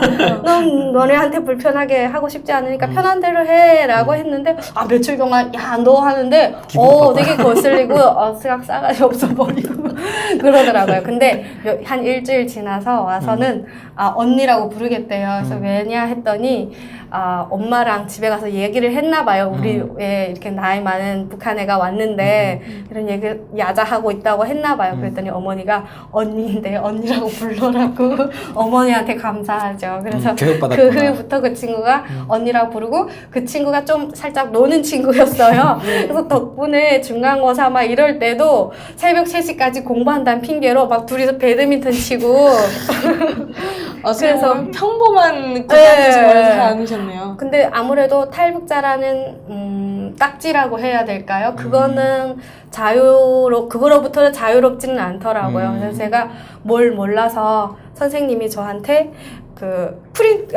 파워 프레젠테이션 하는 거 컴퓨터를 관리를 하게 하셨어요. 근데 처음에는 자원봉사자를 찾고 있었던 거예요. 누가 자원할래 했는데 아무도 손 안 들어요. 선생님 지금 도움을 요청하는데 근데 북한 학교에서는 어떻게 보면 좀 있을 수 없는 일이고 저는 좀 살짝 나대는 성격이 있어가지고 적극적인 성격. 아무도 손을 안 드니까 뭔지는 모르는데 손을 들었어요. 제가 그럼 돕겠습니다 이런 차원에서 그 학교 등교한 지 며칠 안 돼서 지금 대한민국 학교 생활 며칠 안 됐는데 그래가지고 그때부터 선생님 가르쳐줘가지고 그거를 이제 수업 필요할 때마다 하고 했는데 어느 날 애가 거기에 원래 충전을 못하게 되어 있는데 한 거예요. 그 MP3를. 근데 이 열쇠를 잠가야 되니까 제가 걔 거를 빼서 이거 교탁 밑에다 놓고 문을 잠갔어요. 근데 이 친구가 오자마자 자기 게 안 보이니까 이걸 관리하는 건 저잖아요. 무조건 훔쳤다라고 판단을 하고 나인 거 알면서 누가 훔쳐갔냐고 반에서 소리를 지르면서 얘기하는 거예요. 순간 욱해서 막 싸우고 싶은 욕구가 야 이러면서 하고 싶었는데 꼭 참았어요. 그리고 야 교탁 밑에 봐 이렇게 얘기를 하고 말았는데 그때 좀 느꼈죠. 얘가 내가 탈북자니까 무조건 내가 훔칠 거라고 생각을 하는구나라는 생각에 조금 그런 것들이 살짝 가끔씩 느껴지는 것들이 좀 그런 것들이 제일 힘들었었죠. 어떻게 보면 어머니랑 이제 김은주님이 먼저 탈북을 하시고 언니는 2년 뒤에 탈북을 했다고 네네. 들었어요. 언니가 오기 전과 온 후에 생활이 조금 달랐나요? 많이 달라진 것 같아요. 솔직히 저는 언니랑도 크게 탈북 과정이나 중국에 살면서도 언니랑 떨어져서 산 적이 없거든요. 항상 엄마, 언니 셋이 거의 같이 살았어요. 근데 대한민국에 딱 오면서 언니랑 떨어져 있으니까 저는 엄마랑은 안 싸워도 언니랑은 맨날 쥐 고양이 싸웠었거든요. 근데 대한민국에 오니까 그렇게 싸우던 언니가 너무 그리운 거예요. 그래서 그때 언니의 소중함을 깨달았는데 그러고 나서 언니가 2년 후에 왔잖아요.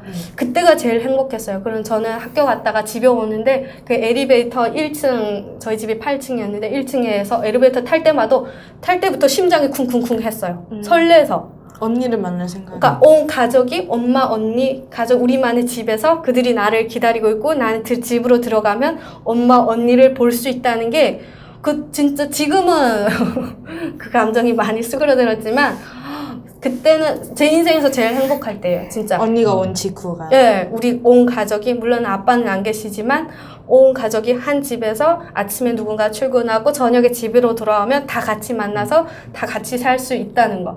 물론 중국에서도 같이 그러니까 일하면서는 같이 살지는 않았어요. 그렇지만 언제든지 만날 수 있는 가까운 곳에 있기는 했었거든요.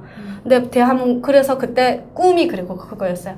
온 식구가 한 집에서 살면서 아침에 나가 일하고 저녁에 들어오면 또 같이 모여서 밥 먹고. 그러니까 되게 소박한 거였지만 우리가 그때 당시 이룰 수 없었던 거기 때문에 그게 꿈이었고, 또 하나 중국에서 꿈이 있었다면 대형 마트들 중국에 많잖아요. 근데 우리는 그렇게 여유롭지는 않았어요. 그래서 대형 마트에 가서 그 카트에다가 물건을 한가득 사보는 게 소원이었는데, 대한민국에 와서 그 꿈도 이루고 또 같이 다 사는 것도 꿈도 이뤘어서 그때 셋이 같이 한 집에서 살 때 진짜 제일 행복했었던 것 같아요. 언니를 2년 만에 봤을 때는 어떤 기분이셨나요? 그 당시가 기억나시나요? 좀 실망했죠? 아니, 언니는 안 난다는 건 좋았는데, 이거는 뭐 재미있는 이야기는 아니지만, 언니가 중국에서 그 사이 애를 낳았어요. 자유연애해서 중국인이랑. 근데 애를 낳은 것까지는 좋은데, 몸이 이렇게 돼가지고, 처녀였던 언니가 아줌마도 세상 그런 아줌마가 없는 거예요. 그래서 그때 언니를 보면서, 나는 애 낳으면 안 되겠다. 이런 생각까지 했었어가지고, 반가움과 함께 실망, 언니. 약간 몸매에 대한 실망. 시키면 각오의 언니의 모습하고 확 충돌된 거 달라져. 아니야? 혹시 와서 그러면 엄마나 언니랑 이렇게 충돌 같은 거 없었어요?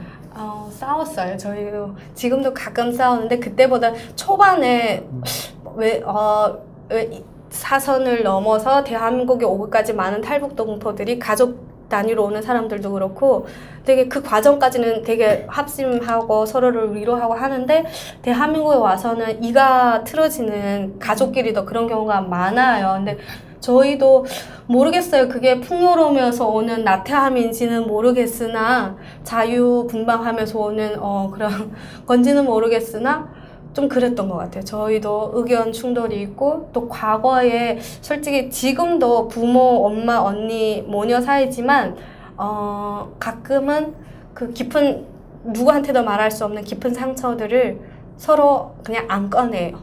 가족 간에 가족 간에도. 그리고 저는 얼마 전까지도 책을 쓰면서도 책에도 담겨 있지 않은 내용인데, 사실은 이만갑에 출연하면서 저희 엄마가 그거를 먼저 털어놓으셔서 제가 그 얘기를 할 수 있는데, 엄마가 꽃제비 생활을 하면서 라진 선봉을 하면서 저랑 언니를 버리고 간 적이 있어요. 저는 대한민국까지 와서 몇 년 살면서도 그것이 너무 이해 안 되는 거예요. 엄마가 우리를, 물론 하루 만에 돌아오셨는데 그럼에도 불구하고 우리를 버릴 결정을 하셨다는 게 저로서는, 딸로서는 충격이죠. 너무, 그게 마음의 상처였어요. 저는 항상 엄마랑 싸울 때마다 그게 또 떠오르고 그게 너무 힘들었는데, 엄마가 이만갑에 나와서 그 얘기를 먼저 해주셔가지고 어떤 얘기 하셨나요? 그 짐을 제가 털었어요. 그래서 그러니까 내가 딸을 버렸었다라는 말을 엄마가 먼저 하셨기 때문에 그 전에는 엄마 앞에서도 누구 앞에서도 그 얘기를 할 수 없었어요. 저는 한테 너무 큰 상처여서. 근데 엄마가 그렇게 얘기해 주셔서 풀렸죠. 정착 초기에 이렇게 가족이 오면 어쨌든 그런 충돌이 많다고 들었는데, 아까 또 김은주님은 이렇게 빨리빨리 적응하고 싶은데 어머니는 또 그게 잘 안 되셔서 싸운 적도 있다고. 네, 세대 간의 차이죠. 이제 고생하면서 올 때는 서로를 이렇게 할 수밖에 없는 여건인데, 대한민국에 와서는 뭐 큰 위험이 없잖아요. 생존의 위험이 없으니까 각자의 삶을 살아가고, 또 저는 학교를 다니면서 새로운 것들을 막 접하고 젊은이 문화, 새로운 것들을 접하는데, 저희 엄마는 식당에서 일만 하시다 보니까 어떻게 보면 대한민국의 적응 속도가 이제 차이가 나기 시작한 거고, 의견의 차이가 생기기 시작한 거고, 뭐 별거 아닌 거 가지고도 가끔은 싸우는데, 예를 들어서 그 탤런트 현영 씨가 음치잖아요. 요즘 잘 안 나오시는데, 어느 날 그때가 무한 걸스인가 같은 프로그램을 할 때였는데, 엄마랑 같이 그걸 보고 있는데 현영 씨가 립싱크를 해서 녹음을 한 노래를 하고 이렇게 막 립싱크를 하고 있은 거예요. 엄마 현영이 잘 부른다 이렇게 돼서 저 립싱크야 이렇게 했는데, 엄마는 그 개념도 잘 이해 못 하시고 하니까 어떻게 보면 정말 다른 걸 아시는 걸로 싸우기도 하고 이러기도 했는데, 모르겠어요. 그러니까 뭐 세대 차이라고도 할 수도 있고, 어떻게 보면 좀 긴장감이 풀려서 서로에 대한 배려나 이런 것들이 좀 뭐 부족해서 생기는 그거 거일 아니에요? 수도 있고. 공부 좀 했다고 엄마를 무시한 거 아니에요? 설마요. 설마 그랬을까? 아, 당황하셔서 기침하시잖아요. 저희 엄마는 그렇게 얘기하세요. 음. 엄마를 무시한다고. 아 왜냐면 아 이게 근데 저는 그렇지는 않거든요. 이제 엄마의 엄마가 이걸 잘 모르시는 게 뭐 그게 무시하는 거는 의도적으로 하지는 않지만 가르치려는 거 아니에요? 답답하니까 예, 하는데 아, 이건 그런 세대 것들이. 간에 누구나 네. 다 겪는 일들인 것 같아요. 근데 탈북자분들은 아무래도 나이 드신 분들은 아무래도 북한이라는 그런 사회에서 오래 살다 보니까 쉽게 바꾸지 못하는 게 있어요. 그래서 젊은이들 탈북하신 자녀 젊은 자녀들이랑 부모 사이에 갈등도 그런 식으로 많죠. 고등학교를 졸업하고 서강대 중국문화학과를 진학하셨다고 네. 들었어요. 여기를 진학하시게 된 계기는 뭔가요? 사실 저는 중국에서 시골에서 살아서 뭐 개, 돼지, 오리 이렇게 키우는 거에 되게 관심이 많았어요. 그래서 건대에는 축산학교 그렇죠. 제가 들어가려고 힘들어요 들어오기. 제가 진짜 거기 들어가려고 했어요. 근데 담임 선생님이 극구 말리시는 거예요. 왜 들었어 너 중국어를 잘 하니까 중국어 쪽으로 가라. 그래가지고 추천서 막 이렇게 써주시잖아요. 그것도 그거밖에 안 써주셨어요. 되게 극구 말리셨어요. 어떻게 보면. 네, 그래가지고 선생님이 이거는 완전 담임 선생님의 강력 추천으로 제가 이 학과를 선택을 했어요. 그리고 저 개인적으로는 심리학에도 대한민국에 오면서 뭐가 하고 싶은 게 너무 많아졌어요. 저 가끔 대한민국 친구들이 하고 싶은 뭘 해야 될지 모르겠다, 뭐 하고 싶은 게 없다 하는 거에 이해가 안 될 정도로 저는 막 축산도 하고 싶고 중국에서 억울하게 살았어가지고 막 변호사도 하고 싶고 하고 싶은 게 너무 많아서 선택하기 어려웠던 거예요. 네. 그래서 담임 선생님이 중문과를 적극 추천하시니까 그러면 서강대 들어가 중문과를 하되 복수 전공으로 저 또 애들 불쌍한 애들 이런 거 보면 제가 공감을 이렇게 막 광고 보다가 애들 구원하는 광고 보다 눈물 뚝뚝 떨고 눈물이 해퍼요 또. 그런 부분이 좀 없지 않아 있어서 뭔가 아이들을 도울 수 있는 심리적으로 도울 수 있는 걸 하고 싶다 해서 심리학과를 복수 전공해야겠다라고 그때 결심하고 이렇게 들어가서 심리학을 복수 전공을 했죠. 복수 전공 진짜 어려운데. 네, 요즘은 힘들죠. 다 하더라고요. 그 대학 생활 얘기해 주세요. 대학생활. 저는 또 대학교 들어가면 다들 또 그렇게 얘기하시더라고요.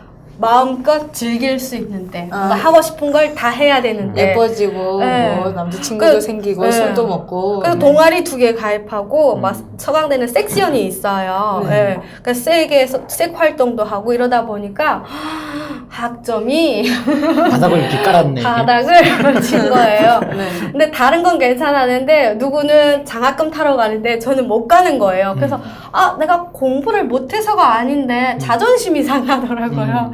그래서 2학기부터는 이렇게 슬 접어놓고 이제 활동을 조금씩 하면서 이제 수업에 좀 더 집중을 해서 학점을 1점 이상 해가지고 3.5 이상 받았어요. 2학기 때는. 와, 네. 진짜 열심히 네. 공부하셨네요. 1학기 때 그럼 1학년 때 뭐 원어시 넣으신 거예요 그러면? 그렇죠. 1학기 때는 그래도 즐긴 것 같아요. 그래서 뿌듯해요. 학점은 비록 깔았으나. 그래서 저는 신입생들한테도 그렇게 얘기를 해요. 물론 공부도 중요하고 학점이란 건 평생 따라오는 꼬리가 같지만 그렇다고 해서 대학교의 그 즐거움을 포기하고 사는 거는 또 너무 아쉬운 일인 것 같아서 적당하게 맞춰야겠지만 너무 한쪽만 하지는 않았으면 하는 생각이죠. 2009년이면 근데 탈북한 지 한 3년, 네. 4년 뭐 이때쯤인데 네. 그 당시에는 그러면 대학교에서 탈북자라는 사실을 알렸나요? 아니면 네, 대학교에서도 알렸어요. 네. 그 당시에 그러면 반응은? 근데 저는 고등학생들은 아무래도 이런 기회가 좀 적었거나 좀 더 덜 오픈되어서 그런지는 모르겠지만 고등학교 때 제가 탈북자다 했더니 그날 완전 동물원 수준이었어요. 저희 반이 막 북한에서 애 왔대 이래가지고 애들 다 와가지고 막 이것저것 막 물어보고 근데 대학교 오니까 애들이 되게 쿨한 거예요. 북한에서 왔대 북한에서 오셨든지 중국에서 오셨든지 한국 출생이든지 되게 쿨하더라고요.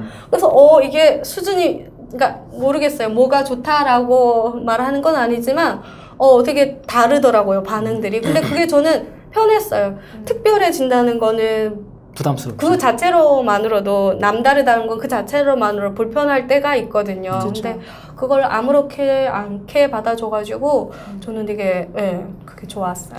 한국에 오셔서 대학교 다니시 되게 바쁜데 그 와중에 이 책도 쓰셨어요. 네, 이 책을 쓰시게 이건 어떤 책인가요? 일단 책 소개를 먼저 좀 해주세요. 일단 자서전이라고 해야 될 것 같아요. 자서전 치곤 제목이 너무 이렇게 이렇게 보여주세요. 네, 좀 무시무시한 제목이에요. 11살의 유서. 네. 본인 경험이죠. 이게 프랑스에서 처음 출판됐는데 제목이 조금씩 다 달라요. 지금 현재 8개 언어로 번역돼서 판매되고 있는데 8개 언어로 네. 일단은 이 책의 제목은 제가 아까 얘기 드린 것처럼 11살에 만 11살이죠. 이제 죽을 것 같아서 엄마한테 마지막으로 남긴다라고 썼던 그 글에서 시작된 거고요. 북한에서 태어나 좋고 나쁜 것들, 또 중국에서 겪어야 했던 탈북자로서의 비애라던가 또 대한민국 와서 정착하기까지의 과정을 쓴 글인 것 같아요. 근데 사실 제가 언젠가는 많은 탈북자분들이 한 번쯤 들어보셨을 것 같아요.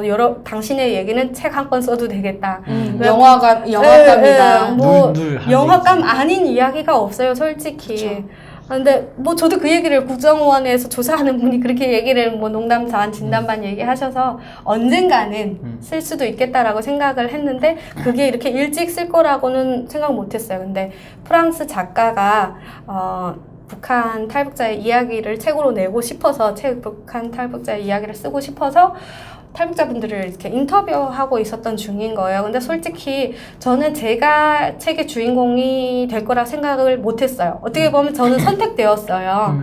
근데 왜냐하면 정말 저보다도 더 가슴 아픈 이야기를 가지고 있으신 탈북분들이 많거든요. 근데 그분이 저를 선택한 이유는 어떻게 보면 너무 힘들어서 그걸 이야기를 못하는 분들이 많았고 또 이야기를 하되 기억이 이렇게 끊기는 분들이 또 있었고 그리고 또 저 같은 경우는 좀 더 기억을 잘하고 있고 이야기할 용기가 있고 무엇보다도 그분의 입장에서 봤을 때 나름 대한민국에 잘 정착한 사례다라고 생각이 되셨대요. 그래서 저를 선택하셨어요. 네.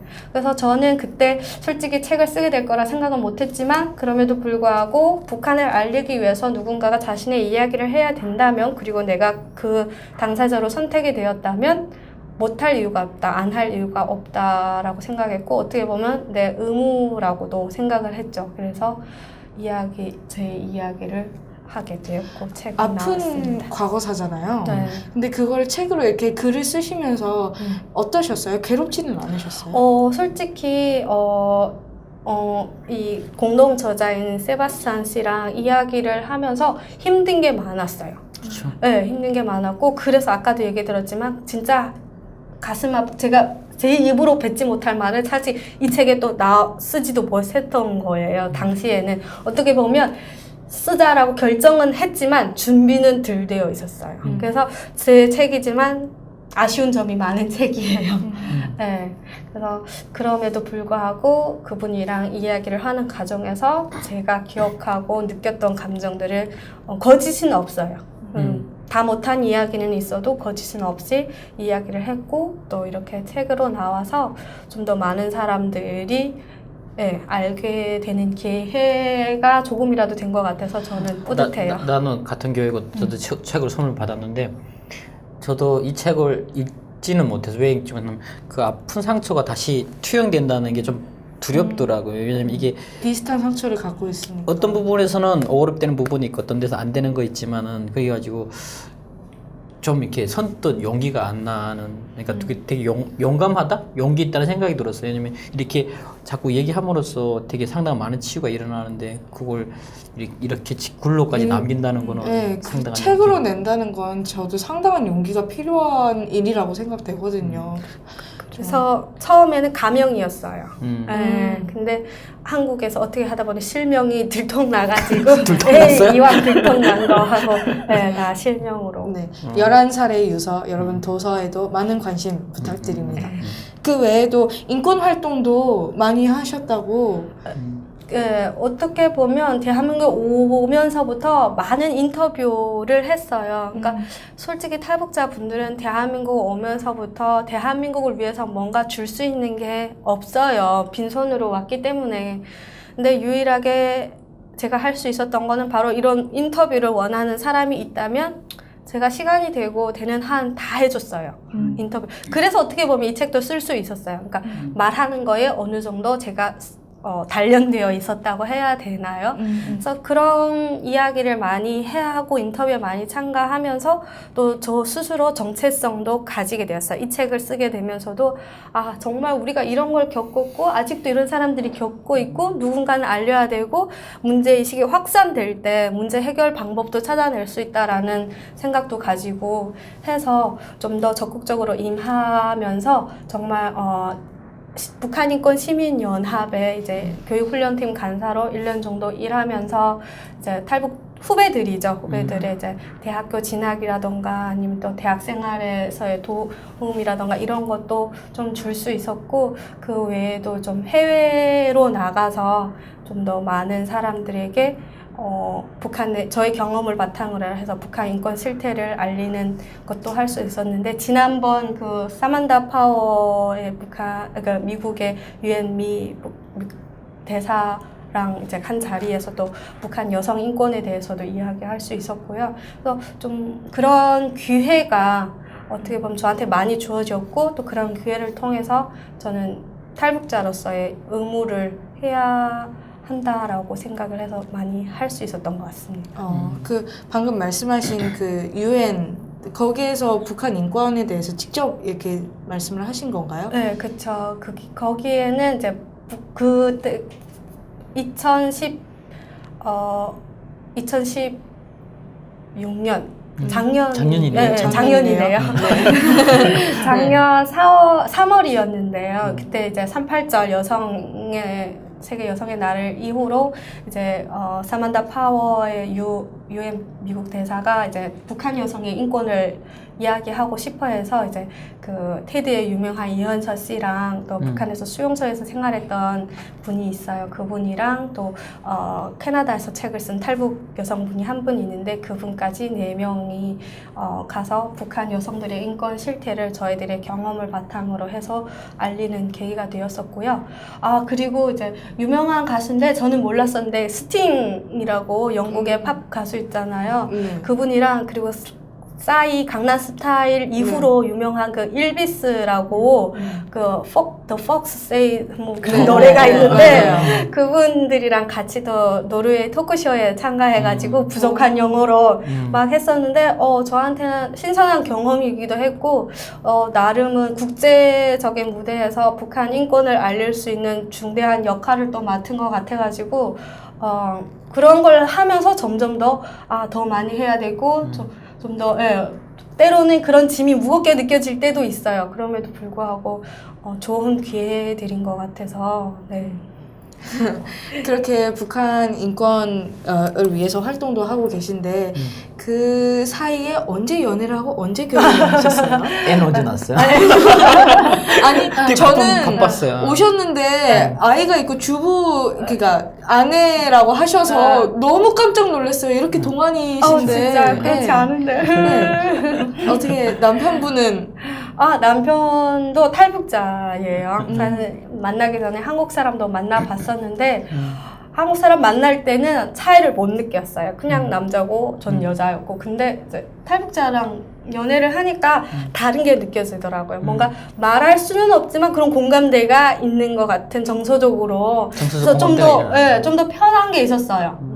그리고 제가 좀 이렇게 뭔가 자르지 못하는 성격이에요. 헤어질 뻔한 위기가 있었으나 지금 남편이 기소 좋다고 따라다닌 거인 거죠 지금? 꼭 그런지는 모르겠어요. 제가 잘랐으면 끝났을 텐데. 남편하고도 친하니까. 그 아이도 있으신 거고. 네, 지금 4년에 결혼했나요? 6년에 결혼을 벌써 가물가물하네요. 네. 결혼하고 지금 23개월 된 딸아이가 있는데 너무 예쁘겠네요. 너무 귀여워요. 그래도 얼굴은 아빠 쪽을 닮아서 좀 귀여워요. 남편 잘생겼어. 왜요? 김은주님 닮았어야 예쁠 것 같은데.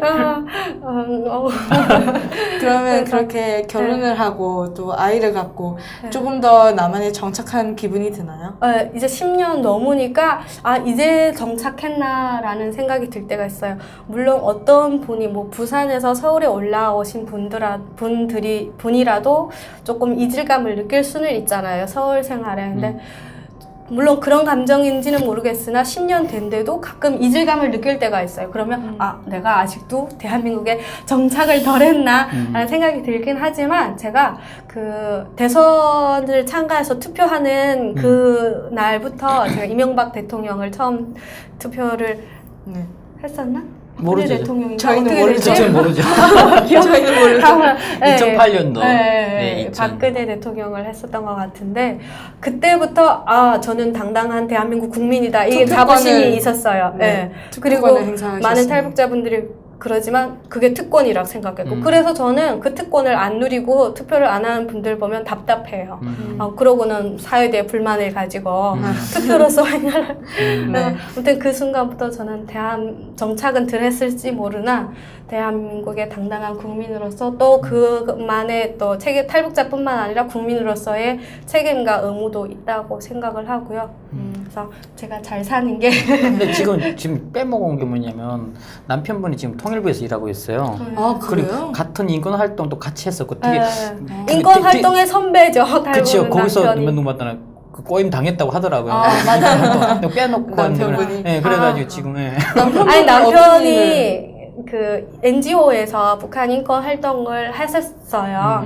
근데 제가 신랑한테, 애 아빠한테 어떻게 말하면 남편한테 반했던 게 어느 날 이렇게 절 꼬시려고 한 멘트일 것 같기는 한데 술 한 잔 둘이서 마시면서 그런 얘기를 하더라고요. 어느 날 통일이 돼서 고향에 돌아갔을 때 친구들이 자기한테 너 대한민국에서 어떻게 잘 지내고 있었니? 라고 물었을 때 나는 좋은 대학 나와서 좋은 직장 얻어서 와이프랑 결혼하고 애 낳고 행복하게 잘 살았다고만 말할 수 없다고.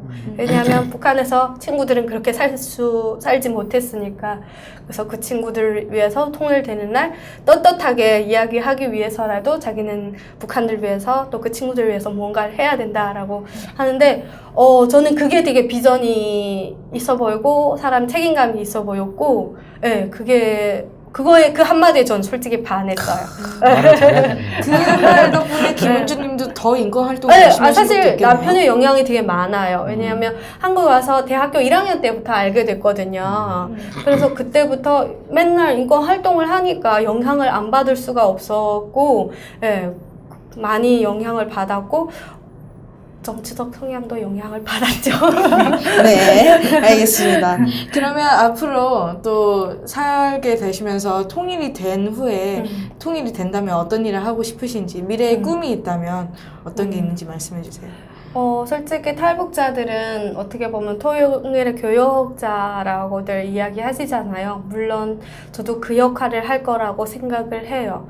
그럼에도 불구하고 탈북자 스스로 자기 역량을 키워야 된다고 생각을 하거든요. 그냥 탈북자라는 그 이름만으로도 교역자가 될 수 있는 건 아니라고 생각을 해요. 스스로 자기 그걸 할 수 있는 역량을 키워야 된다고 생각하고 그게 어떻게 보면 전문성을 하나 가지는 거라고 생각을 합니다. 그래서 예전에는 제가 아동 심리 쪽으로 생각을 많이 했었지만 공부를 하다 보니까 그거에 제가 좀 안 맞는다라는 생각이 들었고 지금은 좀 더 중국어 쪽으로 전문적인 능력을 키워서 언젠가 통일된 한반도가 중국과의 교류도 무시할 수 없기 때문에 그런 역할을 제가 할 수 있지 않을까라는 생각에 그쪽으로 대학원을 통역 쪽으로. 통번역 쪽으로 대학원을 준비하고 있습니다. 혹시 책을 더 쓰실 계획은 없으신가요?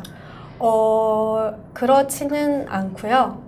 대신 저희 엄마 언니의 이야기를 좀 추가해서 네, 언니 엄마의 이야기를 쓰고 싶어요. 특히 저희 언니는 맏이라는 이유 때문에 저보다 솔직히 고생한 게 더 많아요. 지금 더 꺼낼 수 없는 이야기도 많고 해서 그렇죠. 또 2년 뒤에 또 혼자 오신 거면 그래서 또 언니만의 고생이 언니랑 있으셨겠죠. 삼겹살 먹다가 둘이서 엉엉 울었어요.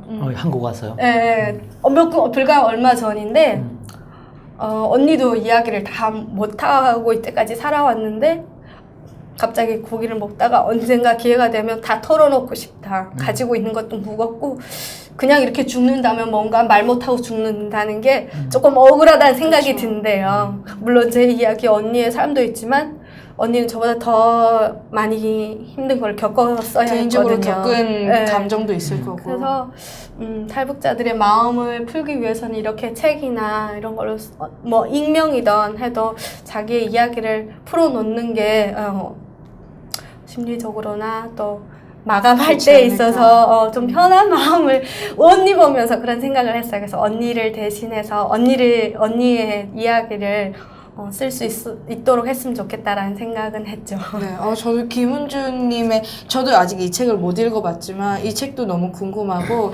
언니분의 이야기를 책으로 쓰셔도 저는 그것도 굉장히 벌써부터 기대가 되네요. 비슷할 수 있을 거라 생각하지만 제가 생각하기에는 사람의 인생이 어떻게 비슷할 수 많이 있어요? 다를 거라고 생각해요. 언니. 네, 알겠습니다. 꼭 그 책도 꼭 언젠가 쓰셨으면 네, 좋겠어요. 언니의 마음을 풀었으면 좋겠어요. 네, 책으로. 지금 솔직한 얘기 궁금한 건데 지금 다 어느 정도 아픔이 치유가 됐다고 생각하시나요? 어느 정도는?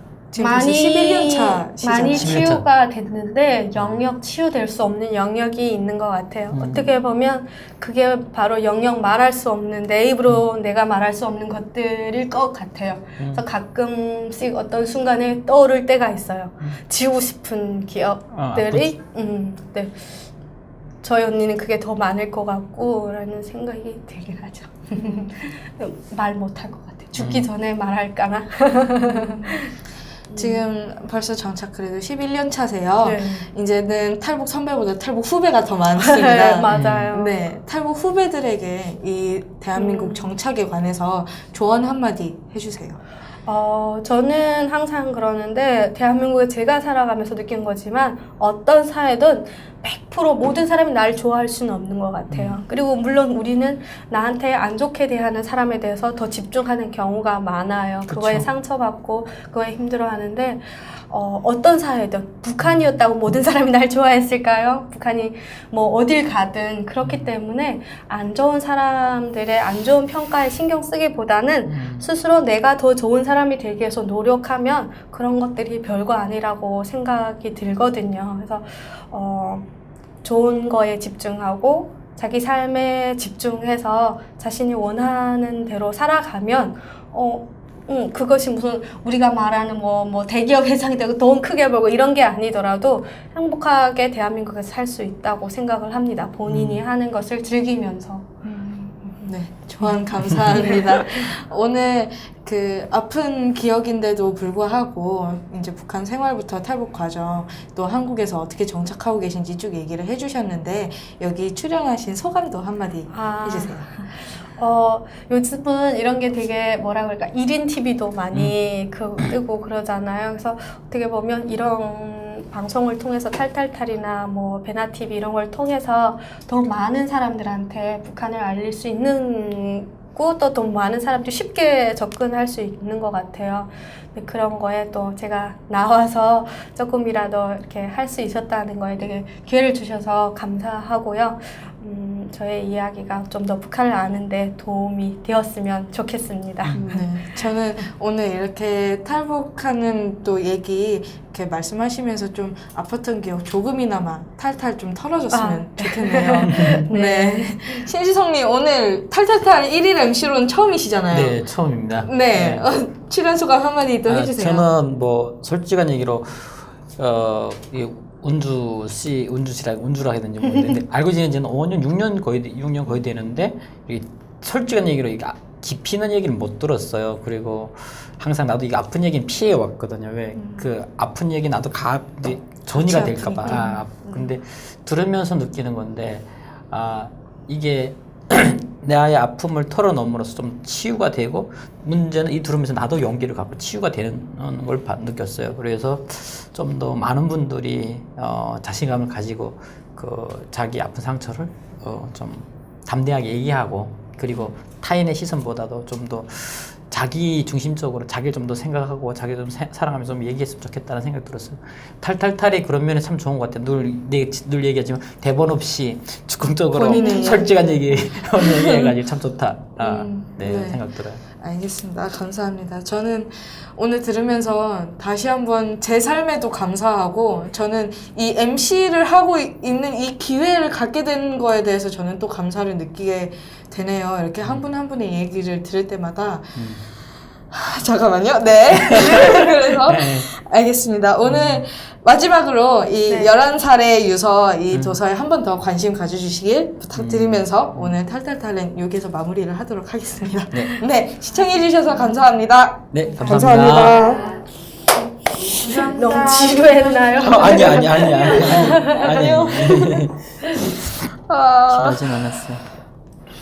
솔직히 그런 아쉬움이라기보다도 그런 느낌은 있어요.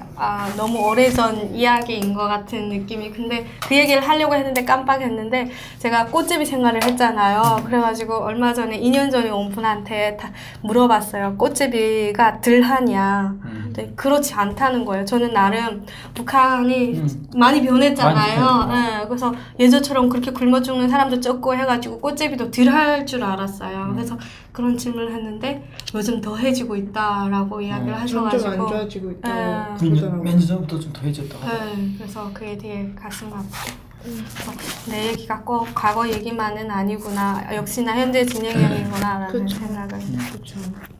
통일이 되지 않나? 베나TV 최신 영상 알림을 받으시려면 이쪽 구독하기 버튼을 꾹 눌러주세요. 후원은 계좌이체, CMS, 휴대폰 결제, 페이팔 통해서 하실 수 있습니다. 광고를 끝까지 시청하시는 것도 후원에 도움이 됩니다. 더불어 채널 멤버십에도 꼭 가입해주시고 실시간 방송 채팅 참여도 많이 해주세요. 열심히 하겠습니다.